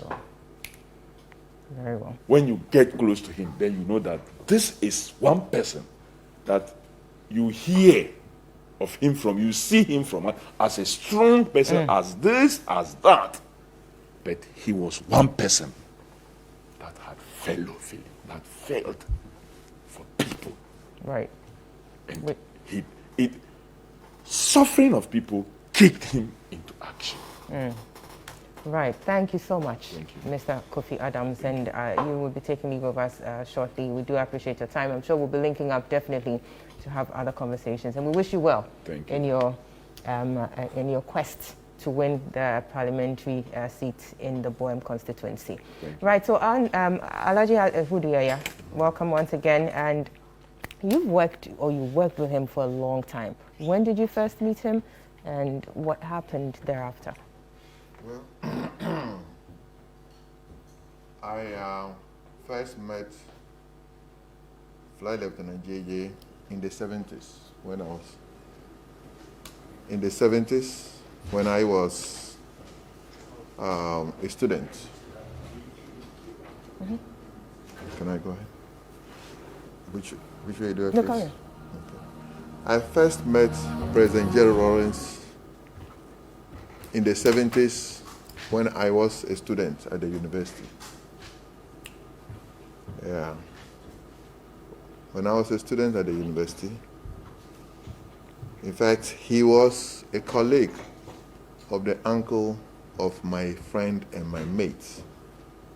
This was mid-70s. And he was then just a junior officer. And anytime my friend was going to the uncle, sometimes we went along. And you'll find this man, he was not yet a head of state, he was not yet a political person, and yet he struck a lot of people in the barracks, the way he related to the ordinary ranks. The way he would take the tractor, I don't know whose tractor or whether it belonged to the camp. And those were difficult days. The economy of the country was terrible. So ends could not meet. And he would take the tractor, going around, plowing the land for some of the junior officers who had small gardens around. And he was an officer, and yet he would do this for the other ranks. That was when he struck me. But I didn't know what he was going to be. Then June 4th, he came to campus, and I was there in the final year. And that was where we had a closer relationship. In fact, we closed down our university, that we were going out into the communities to preach the revolution to the people. And we were final year students. And at that time, as a result of the clashes between students and the Achampong government at that time, the universities had been closed several times. And the academic year had been distorted. So there were a lot of students waiting. Right. The authorities wanted us to finish quickly so that those waiting could come in. But we said no.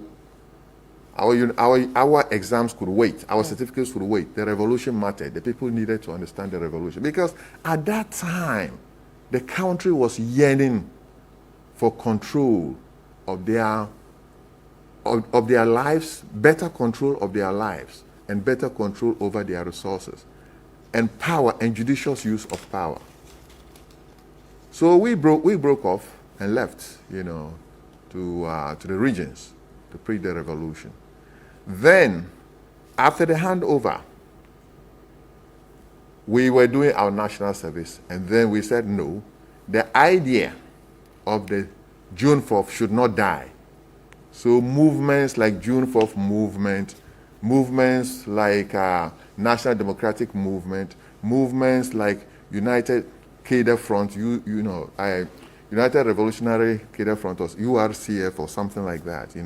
There were a lot of revolutionary movements that were springing up, just to make sure that that light he had lit would not die, would not quench.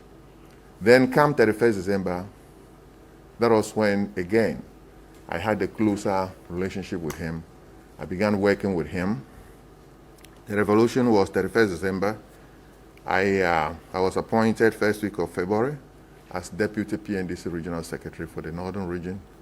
In those hot days, the heat was up. And the place where I was in Tamale, the other ranks had taken over and even arrested their senior officers. Yeah, it had to take Jerry to calm down. I had to join him for us to be able to manage the situation and so on. And the history continues. I don't know how much time I have. Exactly. I mean, we'll be taking a break though, but quickly, talking about the revolution you preached about, I mean, like looking at several years after, would you say that objective was achieved? It has been achieved. Very well on that. I'm not saying, look, history is not finite. You can never finish history. You do your part. Like Jerry hasn't finished, but he has contributed and pushed the development of the society or development of history ahead. So a lot has been achieved. And when I have the opportunity to speak, the most important thing in society and in history is always the mind and the idea. Philosophers will tell you that when consciousness grips the mind, it is transformed into material things. Otherwise, when there's no consciousness and you even put up skyscrapers for the people, they won't see what it means. But when you give them that consciousness and they get very conscious, they have their power, they can transform a lot for themselves. Right. We'll be looking at those issues some more. We'll take a break now. When we come back, some more angles to this great man we are celebrating today, late President Jerry John Rawlings. This is the Key Point. Stick with us. We'll be right back.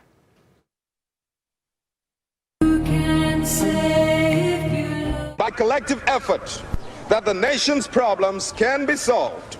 I've wanted to fly from the age of 6. Honest.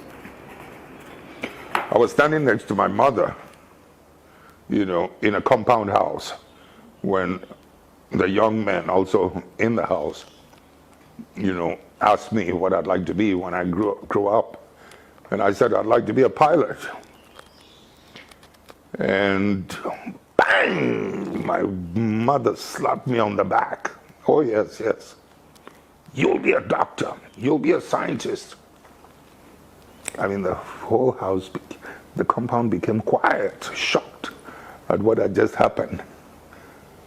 I never gave up my dream. Who can say where the road goes, where the day...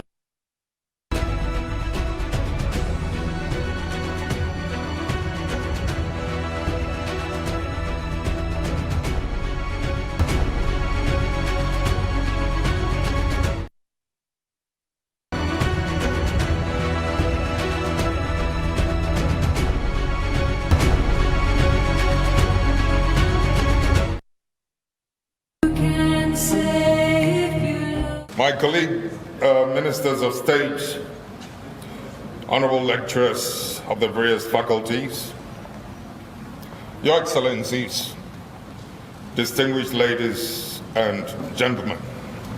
I think I prefer the lady. I prefer the lady.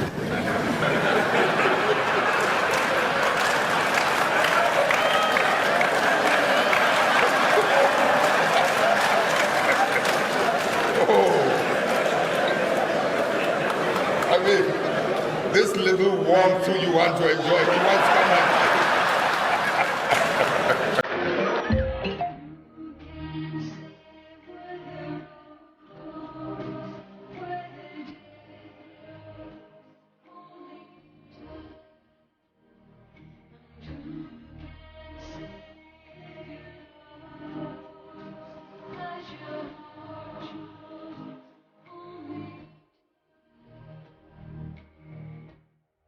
not because I wanted to be chairman, to be head of state, but it was just my passion to see justice done, my love of freedom.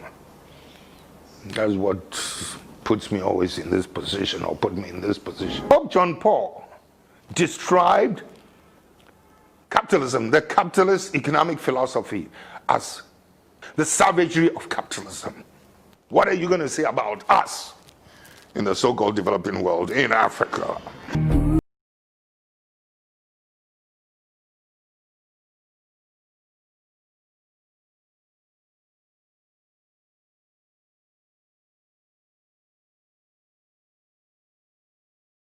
There was a time I wanted to be a priest, you know. Yeah. How are you? I'm going to take you together with a flower. You may not believe it, but I'd much rather be known as an artist than as a president. Just as I would much rather probably be known for flying skill than being a president.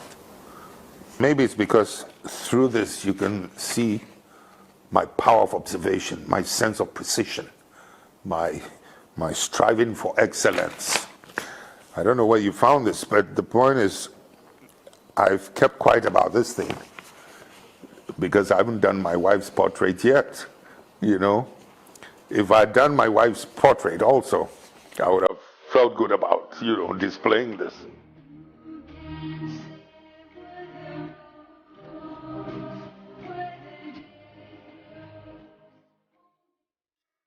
Wow, so those were some videos, and in there we saw the late president in his element, the humorous side of him coming out strongly there. I didn't know he was an artist. He was. Wow. He had those skills. Wow, that's awesome. And he was a boxer. I knew about that, yes. Wow, that's quite interesting. Let me go to Zoom and speak to Dr. Kumbo. Dr. Kumbo, can you hear me? Yes, please. Right. So yes, the late president obviously had some strong beliefs, strong values that he stood for. I would want to know how those beliefs, you know, we earlier on talked about the probity and accountability and the likes, but beyond that, I want to know how his belief or value system helped with the transition from the military era to the democratic era. And you know, let me get the question again. His belief in his beliefs, you know, his belief system, the probity, accountability, all of that, how that impacted the transition from the military era to the democratic era. And we're trying, in there, I would want to know how, you know, the NDC as a party also came about and how that impacted the whole process moving forward. Yes, I think particularly if we are looking at that transition, going back to documents we used to refer to, I think that was in 1983, before thereabout, the Yellow Book and the Blue Book, with the challenges of the economy and general political development at the time. A team was put together. I think they met at Akusombo or Akusi, one of those areas, and came out with these two books. The yellow one was on an economic framework which culminated into the structural adjustment that we saw. The blue one was on political reforms, which actually contained the beginnings of decentralization in Ghana. Now, when you take these two documents that were little books, but contained the broader framework of how Ghana was to proceed and how those two documents shaped the movement eventually there. What I do know as a matter of fact is that if you read the Blue Book very carefully, the idea would seem to be that we wanted from district level elections to move to regional level elections in which we have regional assemblies, regional chief executives, and eventually to a national parliament in that order. And of course, there were a lot of challenges that came in between, not to talk about the number of Western countries' own lack of understanding of the African reality and how they wanted democratic practices, transitions, and institutions should be a replica of what they were practicing and in most cases mispracticing in their country. But they were lucky that with all the mistakes they were making at that time, they had already laid the social infrastructure. So when they had the district assembly, you could see it clearly that that very concept of people's power, people taking their own destiny into their hands, people participating in decisions that affect them, in which government was no more the institution that provided development in goodies, but it created the enabling environment for people to develop themselves. Today, that is the cutting edge of how people understand development, that no group or no individual can develop another person. You create the social forces, and the social forces define and determine what their priorities are. So after district level elections, we didn't manage to get the regional political architecture in place through democratic elections, so it had to go through the electoral college to constitute the regional coordinating council. And then we moved into the national phase. In the national transition, it actually started with the work Justice Annan was doing, may he rest in peace, at the National Commission for Democracy, where they didn't just want to sit back in Accra, like the idealists will normally think that it is the philosophical mind or the smart mind that can craft a constitutional arrangement which will be so beautiful, and then automatically it will generate the outcomes that they want. They went round this country. And as they went round the country, they also collected a lot of ideas from ordinary people at public fora, not any club of intellectuals sitting in a very posh hotel and drafting or taking ideas or substituting their ideas and prejudices for those of the mass of the people. And this was collated into the document that in 1990 we call the NCD report.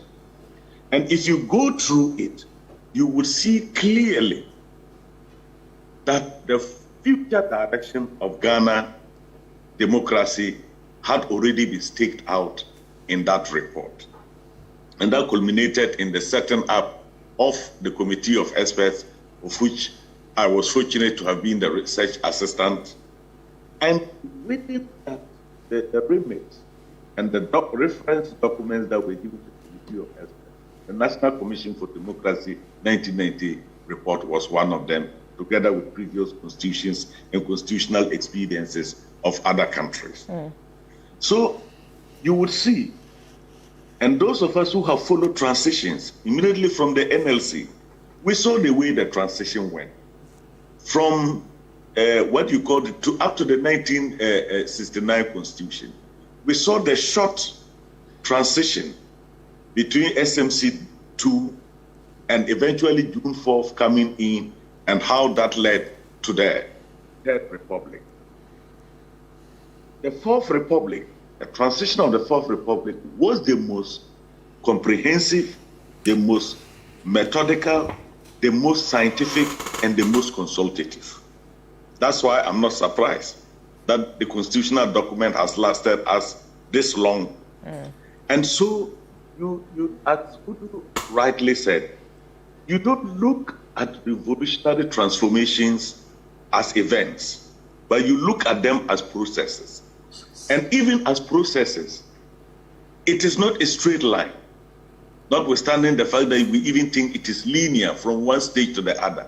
You have a lot of zigzags, which we refer to as setbacks. You have a lot of distortions, which do come in. Some distortions and setbacks can even take 4 decades, 5 decades, as the experience of some countries have shown. But what is important is that you had a beginning of point A, and you had an objective of where you wanted to set your society to at point X. And so in between that, you will not expect it to be a free ride. I even believe we are still in that democratic transition phase in the way we are working the Constitution. So I will not believe that our transition to being a mature democracy has ended. We still have quite a number of lessons to learn. We still have some fine-tuning to do in terms of our own democratic practices. And so this is the context in which we should be looking at the you might dislike the entire DAPC system for ideological or political reasons.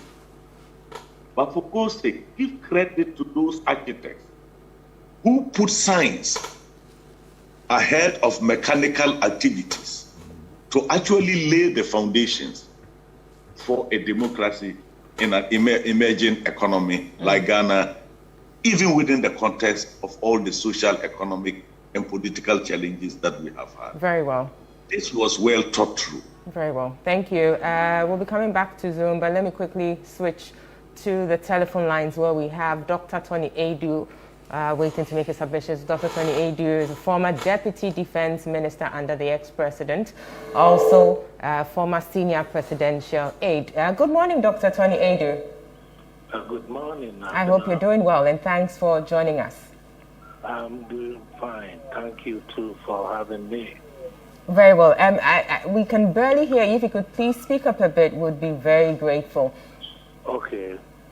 Great. So you obviously were one of those who were very close to the late President Jerry John Rawlings, and at this point we're trying to get into the kind of person he was as a leader on the individual level or interpersonal level as well. So let us in on your experience working with him, and before that, your thoughts on his sudden passing.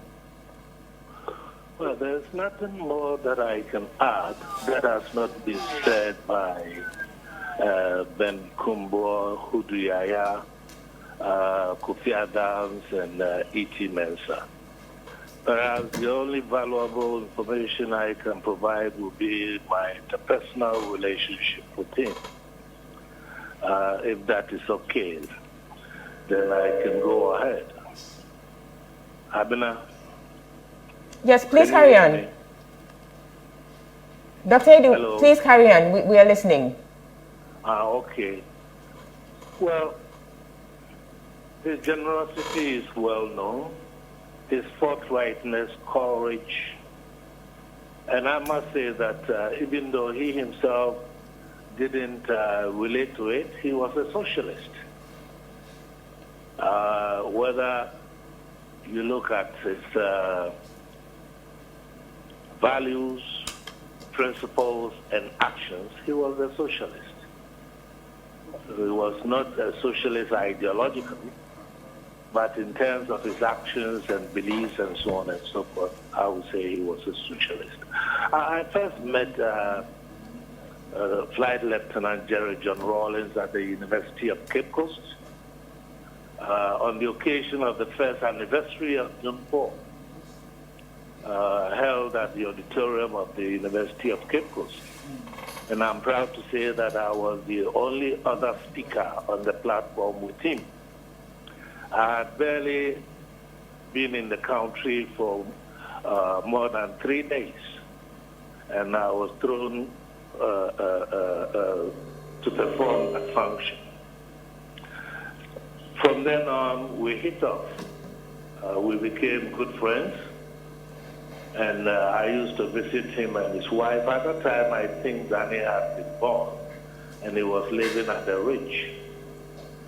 When the 31st December 1981 coup took place, on the 2nd of January, I was at Gonda Barracks. I spent barely 20 minutes with him, even though in his recollection he says I spent hours and hours, but I didn't. My only purpose for being there was to find out how he was and whether he was in control. When he assured me he was okay and was in control, that was it. I took opportunity of the break in the university's academic calendar and went and defended my PhD. I came back in 1984, and around 1985, we re-linked again, this time through my late brother-in-law, Colonel Kwashi. And we took up from where we left off. I traveled extensively around the world with him, and moments of stress.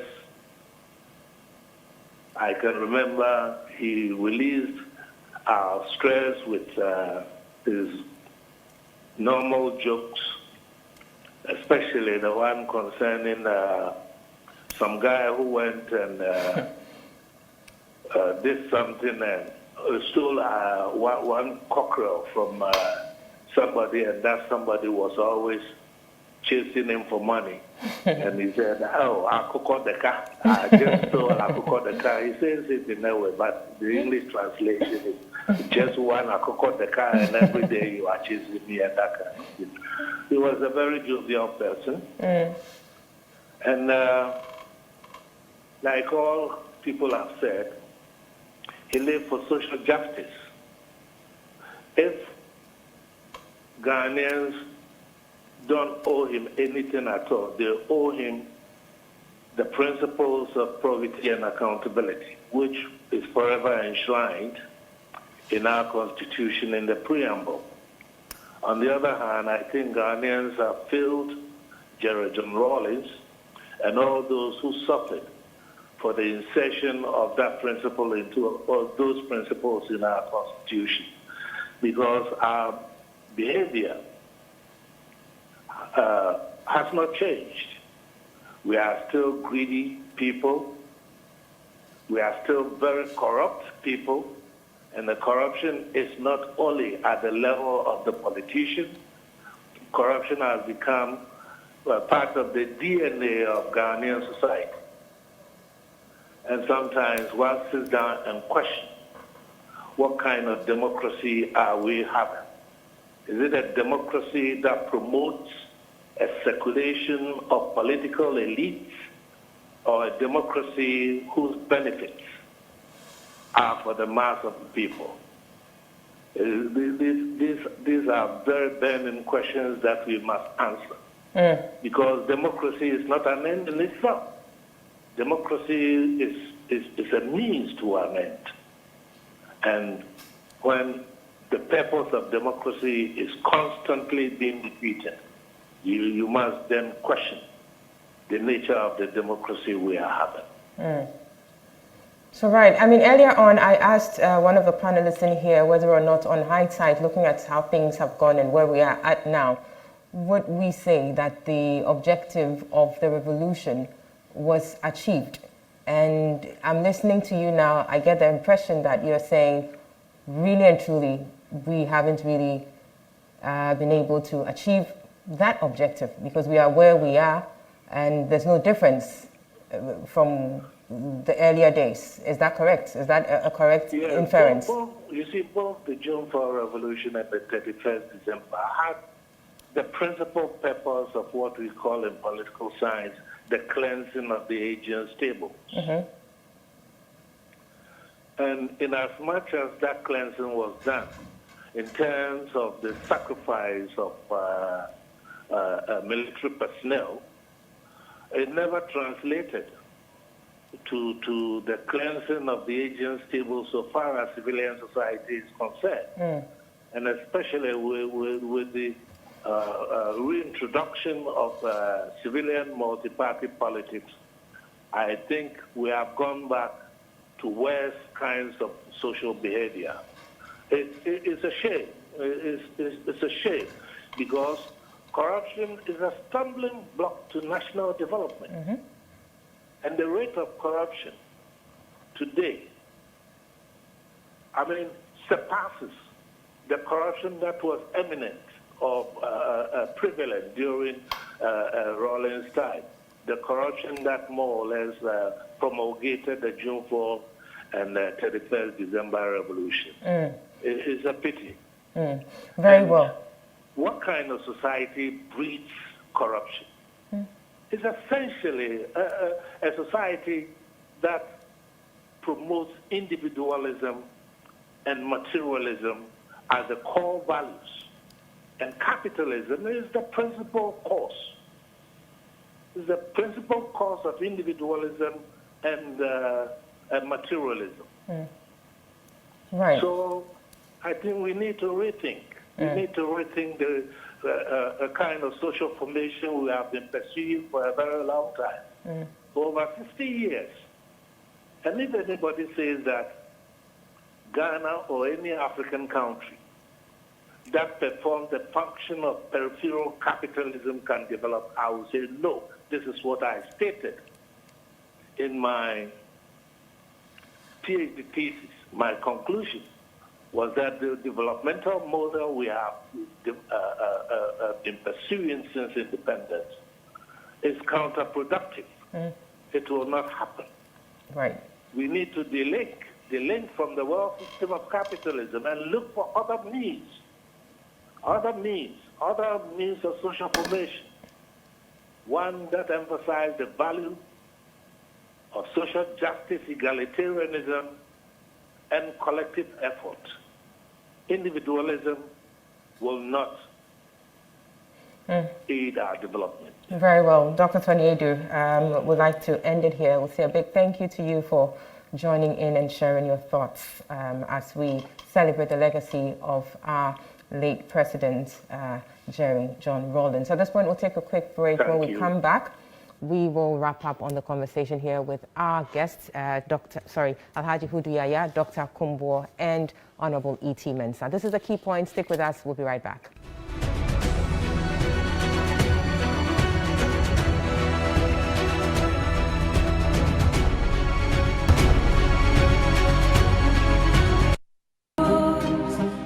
Nana, in the first place, was somebody I noticed from the age of 14, somebody I've been in love with. It wasn't until about 5-6 years later that she would even allow me to hold her hands, type of thing. Oh, it took a long time. I avoided my daughters, for some years. I mean, I'd see them, but I did not want to develop any emotional attachment with them. I mean, I longed for it. I wanted to hug them and things like that, but I was afraid if we developed that emotional attachment and something happened, I wasn't too sure how they would be able to cope or handle it. And that's why I kept that distance, you see what I mean? Deliberately, because of the reason I just gave.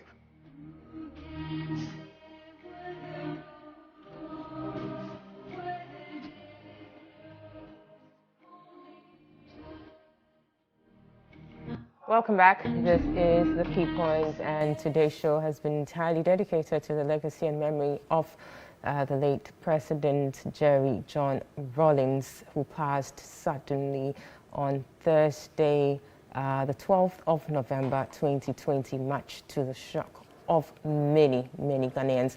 In studio with me, we have Alhaji Hudu Yaya. On Zoom, we have Dr. Benjamin Kumbo and Honorable E.T. Mensah.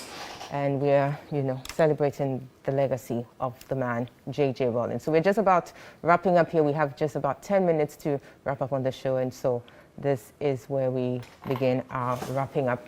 Alhaji Hudu Yaya, I believe you joined in much later, so you didn't tell us your fondest memories and all of that. I'll give you that opportunity now. I mean, briefly, let us know, what is that outstanding experience you had, with the man?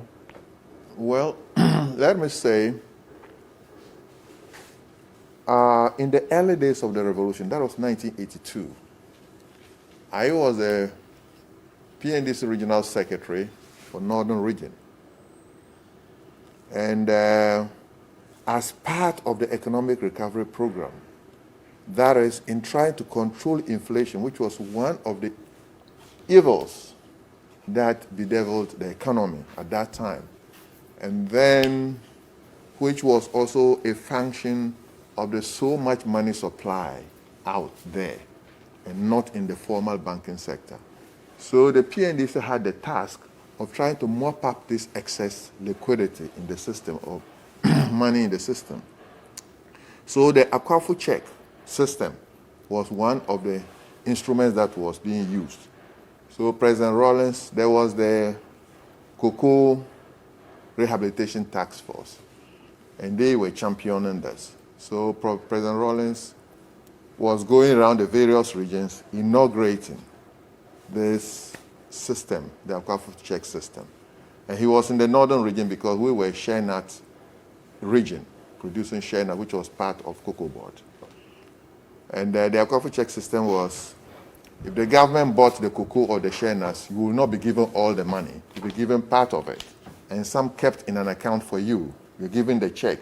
After some definite period of time, you come back for the rest of the money, and some were given to you in form of roofing sheets, cloths, cement, and other things. Instead of all the money given to you for you to go, and even the commodities were not there in the system. I mean, the items were not there in the system in terms of cloth, cement, and so on. But government made sure they procured this for the farmers. And he was in Northern Region to inaugurate this. And I was sitting next to him as his host. And it struck me that his trousers had torn and it was patched. I mean, that really sent something in me that this man meant business. Head of state, his military trousers was torn. He didn't ask for a new one. He patched it. That is one thing I would say. It also, that indicates how modest this man was. Right. That's quite an interesting one there. Yeah. The other thing I would say is that he insisted on honesty. Working with him, you must be honest. He could not tolerate any form of dishonesty or corruption. He insisted on modesty. If you are going before him, if you are one of his appointees, you cannot be extravagant. That you must reflect the people. Look at the people. And he will always remind you that, remember, the people are looking at you. When you were coming in, they knew. They saw you. So when you come into office, if you are going to ask them to sacrifice, you will have to show. So he never tolerated extravagance on the part of his appointees. Very well. There are quite a number of things we can discuss, but obviously we're running out of time. So we'll split the time. We have 2 minutes each to Dr. Kumbo and Honorable E.T. Mensah. Honorable E.T. Mensah, if you could wrap up for me your concluding remarks. What should Ghanaians know that we don't already know moving forward? Thank you very much. I think we've spoken about quite a number, and since we have only 2 minutes, something which Honorable Hudia just talked about, the probity and accountability, and the issue that every now and then the former president reminded us, his appointees close to him, that you should be careful because there will be a day of reckoning. So that if you do something behind the scenes that nobody can see, one day it will come out. And if you don't want to run into trouble, please keep in mind the day of reckoning. Thank you. Very well. Now, before you go, I mean, we've had an influx of messages coming in. The production team, lots of messages coming in. Honorable E.T. Mensah, question is, there were rumors, back in the day that you had a very special job to play or do regarding the ex-president, that you would give him haircuts. You were his barber. Please settle that for us. Were you his barber? I've heard this every now and then. It is absolutely not true. He had his barber when I knew him. He used to cut his hair at the then Ambassador Hotel, and so on and so forth. But it was never so true. why do you think that rumor gained such popularity and prominence? Why do you think that was the case? Well, this country, I'm not new to rumors in this country. Somebody will just somewhere and fabricate something and give it wide publicity for you to Sometimes the over even laughs about some of these things. And I keep on telling people in those days that I would love to be his barber if I knew how to cut hair and he wanted me to do it. Because if the ordinary, Udikros barbers are giving us two.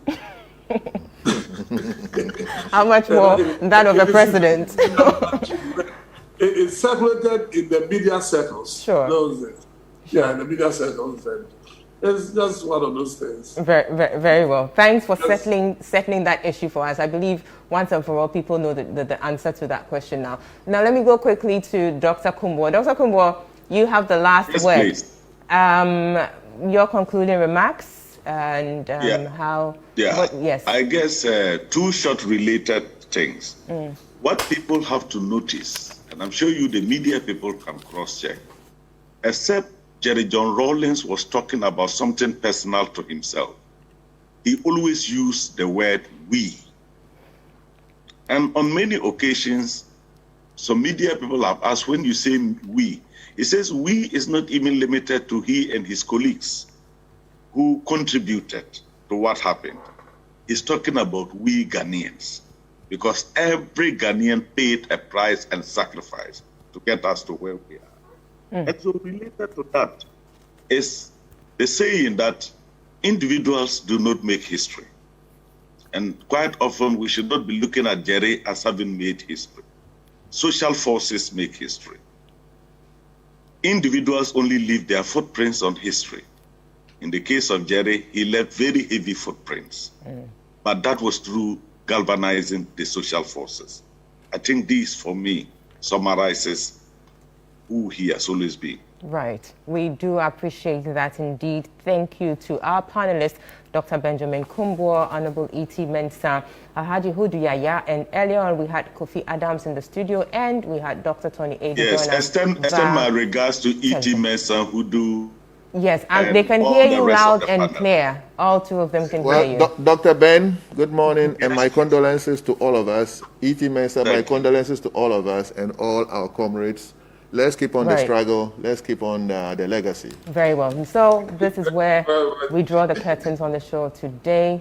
Once again, our condolences to the family of our dear late President Jerry John Rawlings, and we pray that the good Lord would continue to console you. And it is farewell from us today. We'll be back here same time next week, and we will do well to bring you up to date with matters concerning our elections. This is your Election Command Center. Don't forget about that. We bring you up to date regarding electioneering matters.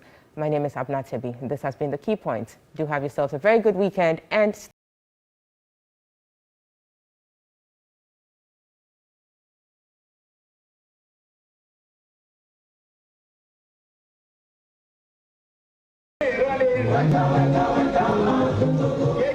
in being stubborn, mind you,